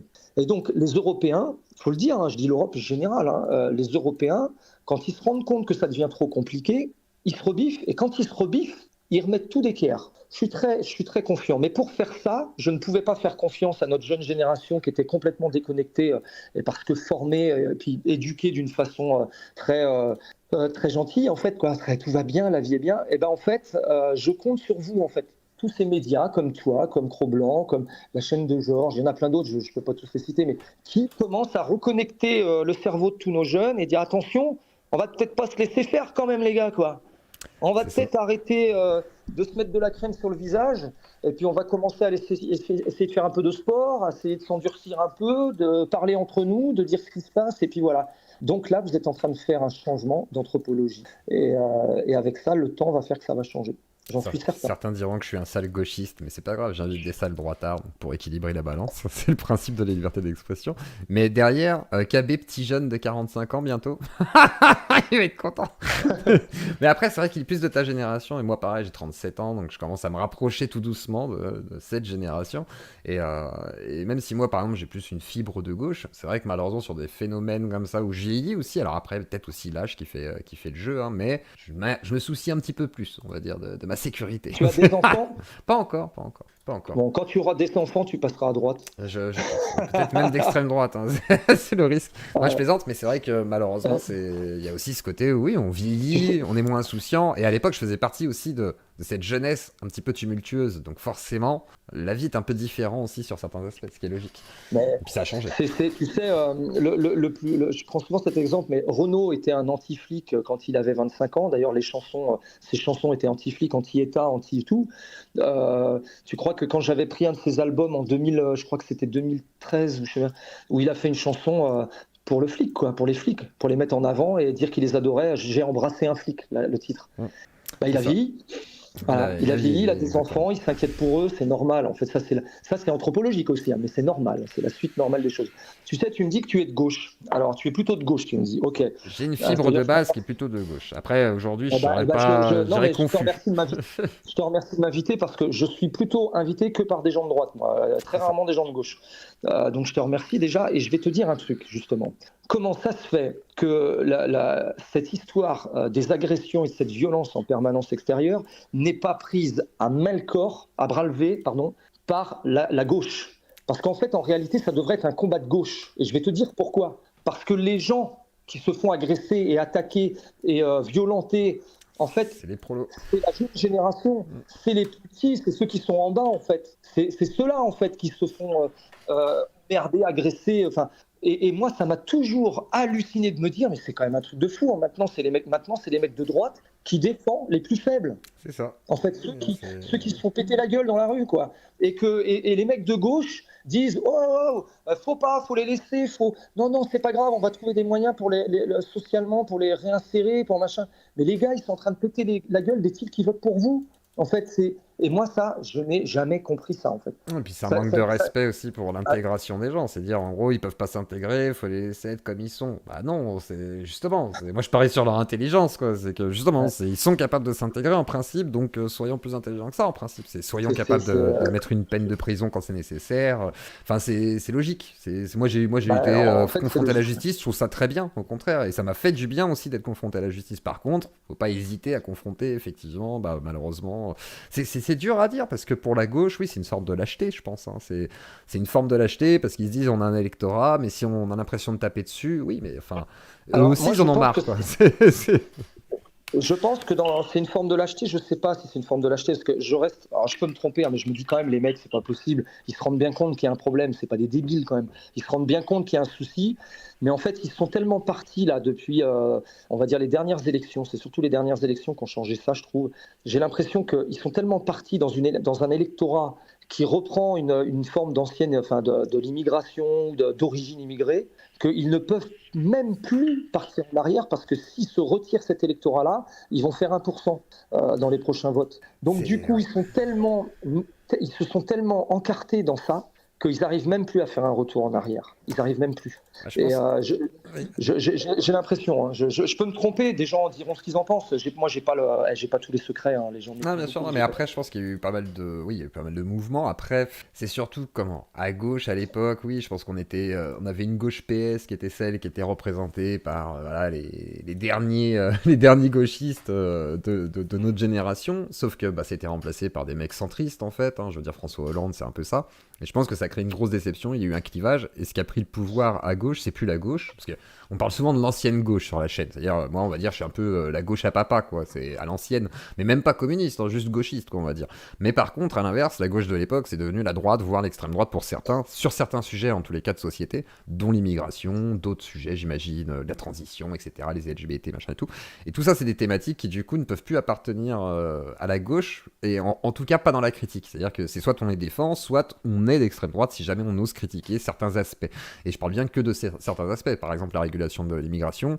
Juste de dire ça, réguler l'immigration, c'est déjà très grave. C'est-à-dire qu'il y a des gens déjà à gauche qui pètent un cap parce que tu dis je veux juste réguler quoi. Mais après, même si tu parles de dignité humaine en disant bah ouais mais on peut pas les intégrer tous d'un coup et prendre 1 million de personnes, c'est pas entendu. Parce que moi je parle de lâcheté dans le sens où c'est un aveu de faiblesse en fait. On n'est pas capable de faire quoi que ce soit et de proposer quoi que ce soit. Du coup, on fait comme si on pouvait le faire sans accorder l'attention nécessaire en fait. Moi j'ai l'impression que c'est comme un parent déserteur qui n'a pas de méthode d'éducation et qui se dit bon, bah vas-y, le gamin il va faire sa vie quand même, tu vois. C'est un peu ça quoi, dans Ouais, mais l'idée. t'as raison. C'est une bonne analyse, t'as raison. T'es plutôt de la gauche d'Éric Nolot, quoi. Ouais, un petit peu, ouais. Ouais, d'accord. Du coup d'extrême droite Bah, maintenant, c'est eh ben, c'est écoute bien devenu ce que ça. je vais te dire. Je pense que s'il y avait un nouveau leader arrivé à la gauche, avec une gauche d'Éric Nolot, je pense que ça remporterait les élections. Parce que je pense qu'il y a encore des gens qui peuvent être de gauche, mais pas des gens qui partent dans les extrêmes comme Mélenchon va partir dans des trucs de C'est dingue. ça. Et que cette gauche-là, elle est entendable en fait. Et si elle est entendable, ok, ça peut avancer. Mais là, je pense que Mélenchon, il a cramé tout le monde à gauche, hein, Ouais, je c'est te le dis. la gauche Roussel qui arrive à peu près à être cohérente, on Voilà. va dire, même si moi je suis pas communiste du tout, enfin sur l'économie, pas du tout, mais je suis plutôt de droite au niveau économique, je pense, très clairement. Mais par contre, effectivement, il faut parler de ces sujets, et puis même ne pas oser. Par exemple, on parle beaucoup avec Jack Le Fou sur la chaîne en ce moment, lui il critique l'islam. Et j'aime bien l'inviter parce que je pense qu'effectivement, il faut être capable de parler avec des musulmans et d'être critique sur les religions, comme on l'a fait avec toutes les autres religions, et c'est pas grave en fait, et d'être capable d'en parler au lieu de dire bah non, faut pas en parler, faut lui couper la tête. Et à l'inverse, faut être capable de parler avec le musulman en disant pas tu veux forcément me couper la tête, mais en disant bah viens on discute et on n'est pas d'accord et tant mieux, c'est ça être français, c'est débattre et c'est poser des idées, c'est même être capable de les confronter parce qu'on considère qu'on est des adultes tous dans cette société et qu'on fait société. Et je pense que bah effectivement c'est une nécessité en fait. Et c'est pour ça que moi ma radio libre c'est aussi là-dessus qu'à ça, c'est-à-dire bah il faut qu'on parle même si c'est clivant parce que malgré tout ça nous fait du bien et quand les gens se rendent compte en vrai ils ont pas envie de se taper sur le coin de la gueule, ils sont pas d'accord, ils se crachent à la gueule de temps en temps mais c'est toujours un petit peu bah, avec le respect à la française, quoi, dans l'idée, quoi. Ouais, ouais, ouais, Donc je voilà. suis d'accord. Bah, Mm. le Jarl. Excuse-moi, faut que je prononce avec l'accent. Je vais te laisser un mot de conclusion après cette interview et puis je vais te libérer après, hein, du coup. Bah, le mot de conclusion, il va être simple, il va rester sur la même base en fait. Soyez vigilants, faites attention à vous. Moi, c'est ça mon territoire de travail. C'est quand vous vous baladez, quand vous passez d'un établissement à un autre, soyez vigilants. Partez pas tout seul, partez en groupe. Croyez en l'avenir. Et l'avenir, c'est cette jeunesse là qui va nous remplacer demain. Et surtout, allez voter, allez faire porter vos voix. Parce qu'en fait, si quand on va pas voter, on peut pas se plaindre après. En fait, faut y aller. En fait, peu importe le vote. Hein, je parle même aux mecs qui vont plutôt voter dans des endroits où je voterai pas. On s'en fout en fait. Faites porter votre voix S'investir, quoi. et allez montrer. Voilà, et allez montrer que voilà, vous avez des choses à dire. Parce que les jeunes ne croient plus en la politique à cause de nos politiciens d'ailleurs. Mais il faut quand même y aller. Quoi. Il faut aller mettre sur un papier qui on a envie de voir demain à la tête de ce pays. Quoi. Très bien. Mm. Et une dernière question, je sais pas si je te la pose. Je sais C'est pas. quoi? C'est le truc qu'on a parlé en privé. C'est le truc. Les Bah, jeunes de... je sais pas si tu... C'est toi qui vois. le nom qu'on peut pas Voilà, prononcer. c'est ça, Voldemort, exactement. Non, je parle pas. Les gens ont raison de s'en foutre de ça. Je Voilà. m'en fous de ça. Il y a toujours 10-15 personnes que Voilà, ça il y va a deux, intéresser. trois, il y a deux, trois personnes, Alors, voilà, mais c'est pour ça. C'est pour voilà. ça, je te laisse Mais libre. juste pour leur dire ce que j'ai à dire là-dessus, mais très rapidement, sans. Voilà, j'ai eu des entreprises, j'en ai eu 8, d'accord, avec plein de collaborateurs. Quand on a des entreprises et qu'on a des actions dans des activités, parfois ça a du succès, parfois ça marche et parfois ça rate. Donc d'accord, j'ai raté sur une entreprise avec qui j'étais associé avec cette personne-là, dont tout le monde, enfin, dont quelques Les gens ont personnes ça compris. intéresse. Voilà, les gens ont compris. Voilà, donc il y a eu des procédures, dont une que j'ai perdue. Bon, c'est toujours la justice, je ne suis pas d'accord d'avoir perdu, c'est pas très grave, c'est le jeu, ça fait partie des entreprises. Des fois ça gagne, des fois ça rate. Sur ce coup-là, j'ai raté, c'est pas bien grave. Si lui a besoin d'en faire étalage tout le temps, bah, qu'il en fasse étalage. Moi, je pense qu'aujourd'hui, les gens ont bien d'autres soucis à se faire que des pauvres histoires d'entreprises de types qui ne sont pas entendus à un moment donné. Lui-même a bien d'autres choses à faire d'ailleurs. Moi, je le regarde plus, je le suis plus. Voilà, je l'ai eu dans les pieds pendant 2 ans, tous les jours au téléphone. J'ai compris le personnage, j'ai compris qui il était, j'ai eu mon avis là-dessus. point, à la ligne, je passe à autre chose. C'est Je tout. comprends Après, bien. Je comprends bien. voilà. Et puis, voilà, on Parlons n'oublie des pas choses que essentielles c'est ça. aujourd'hui. Puis Voilà. c'était un peu de la roue libre. C'est pas ça, bon, Ouais, bref. c'est pas grave, c'est pas C'est grave. comme ça. Voilà, Bah, en tous les cas, je te voilà. remercie, le Yard, vraiment, d'être passé du coup en yeux Claudie, on l'appelle comme ça. Et puis, au pire, même pourquoi pas te recevoir une prochaine fois, voilà, lors d'un débat ou même d'un Avec prochain plaisir. événement. Avec Grand plaisir. plaisir. En tout cas, très bien. Et t'es très pro, c'est nickel. Et merci beaucoup à toi. Je te souhaite une bonne Merci. Je te après-midi. Et puis, remercie. on va terminer Voilà. le live là-dessus. Salut. Merci à toi, le Salut à tout le Yard. monde. Bonne Salut. soirée à toi. Merci. Et bien voilà, l'interview du Yard. En yeux Claudie, j'espère que ça vous aura plu. On se retrouve ce soir. Et oui, on se retrouve dans 1h45. Donc, ouais, j'arrête pas aujourd'hui. Là, je vais être sur les rotules. Demain matin, ça va être dur. Mais en gros, oui, voilà, la question de la vie a été posée. Le Voldemort a été posé. En tous les cas, j'espère que ça vous a plu, que ça vous a intéressé. Je pense que c'est très intéressant sur en plus les conseils, etc. Moi, j'aurais tendance à valider. Voilà. Ayant connu un peu des milieux un peu douteux, j'avoue, même le coup du mur, hein, c'est-à-dire même quand vous bagarrez. Dernier conseil, parce que les filles, donc le sac à main, on retient côté mur, et vous marchez à côté du mur, hein. Vous n'êtes pas conne au point de dire ah mon sac il est côté mur, mais j'ai 1 mètre avec le mur, parce que sinon il peut passer le voleur. Et à l'inverse, les mecs, vous êtes dans une bagarre, il y a un mec il est face à toi, t'es là, tu fais oh il est face à toi. Si t'as un mur, pareil, tu te mets vers le mur. Pourquoi? Parce que si le gars il veut te patater et tout, déjà d'une c'est chiant, parce que bon toi tu pourras pas reculer, c'est chiant, mais si jamais t'es un peu coincé, reste vers le mur quoi. Parce que ça va un peu l'emmerder quand même, hein. Si jamais il veut te taper et tout et qu'il se loupe, il va taper dans le mur. Bon après c'est un coup de chance hein, s'il se loupe aussi, hein. Là je vous donne un conseil, mais en vrai, entre le mur et la fuite, choisissez la fuite. Moi je pense que c'est un beau mot de conclusion. Donc voilà, je vais aller grignoter un petit bout, j'allais boire de la flotte. Je vous souhaite à tous une bonne fin d'après-midi. On se retrouve dans 1h45. Je vous mets le lien du live tout de suite dans le chat. Le lien du live ce soir, on parle soit d'OQTF, soit on reçoit Livre Noir. Ça va dépendre, donc soit on parle de l'attaque terroriste, etc. Soit on reçoit Eric Tegner de Livre Noir. Mais comme je n'ai pas eu de nouvelles aujourd'hui, je pense qu'il doit être très occupé avec tout ce qui s'est passé. Ça risque d'être décalé. C'est pas grave, ça arrive souvent. C'est quoi le programme de ce soir? Donc on va parler d'actualité, on va parler des fichiers S. Est-ce que c'est un problème pour nous? Comment on peut régler ça, les OQTF, etc. En mode radio libre et en mode actualité. Donc on va faire un peu tout ça. Et si jamais il y a Livre Noir, je remettrai le lien du live de Livre Noir. Pour l'instant il est en non répertorié. Et je vais aller me rincer le gosier. Je vous dis à tout à l'heure, on se fait un petit live. Sauf si c'est Livre Noir, et du coup dans ce cas-là on fera les 2-3 heures prévues. Mais sinon, on se fera un petit live d'1h30, 2 heures, selon. Voilà, j'espère que ça vous aura plu. Je vous fais des gros bisous à toute la yeux Claudie. Et je vous dis à tout à l'heure. C'est vraiment la meuf que tu veux à la charcuterie, c'est la maman. Ouais, tu veux quoi? Un saucisson? Tu veux un pied de cochon? J'ai des trucs pour toi. Ah, c'est tout ce que je voulais vous montrer, c'est qu'elle est contre les droits des femmes et c'est du ouin ouin. Bref, le Yard.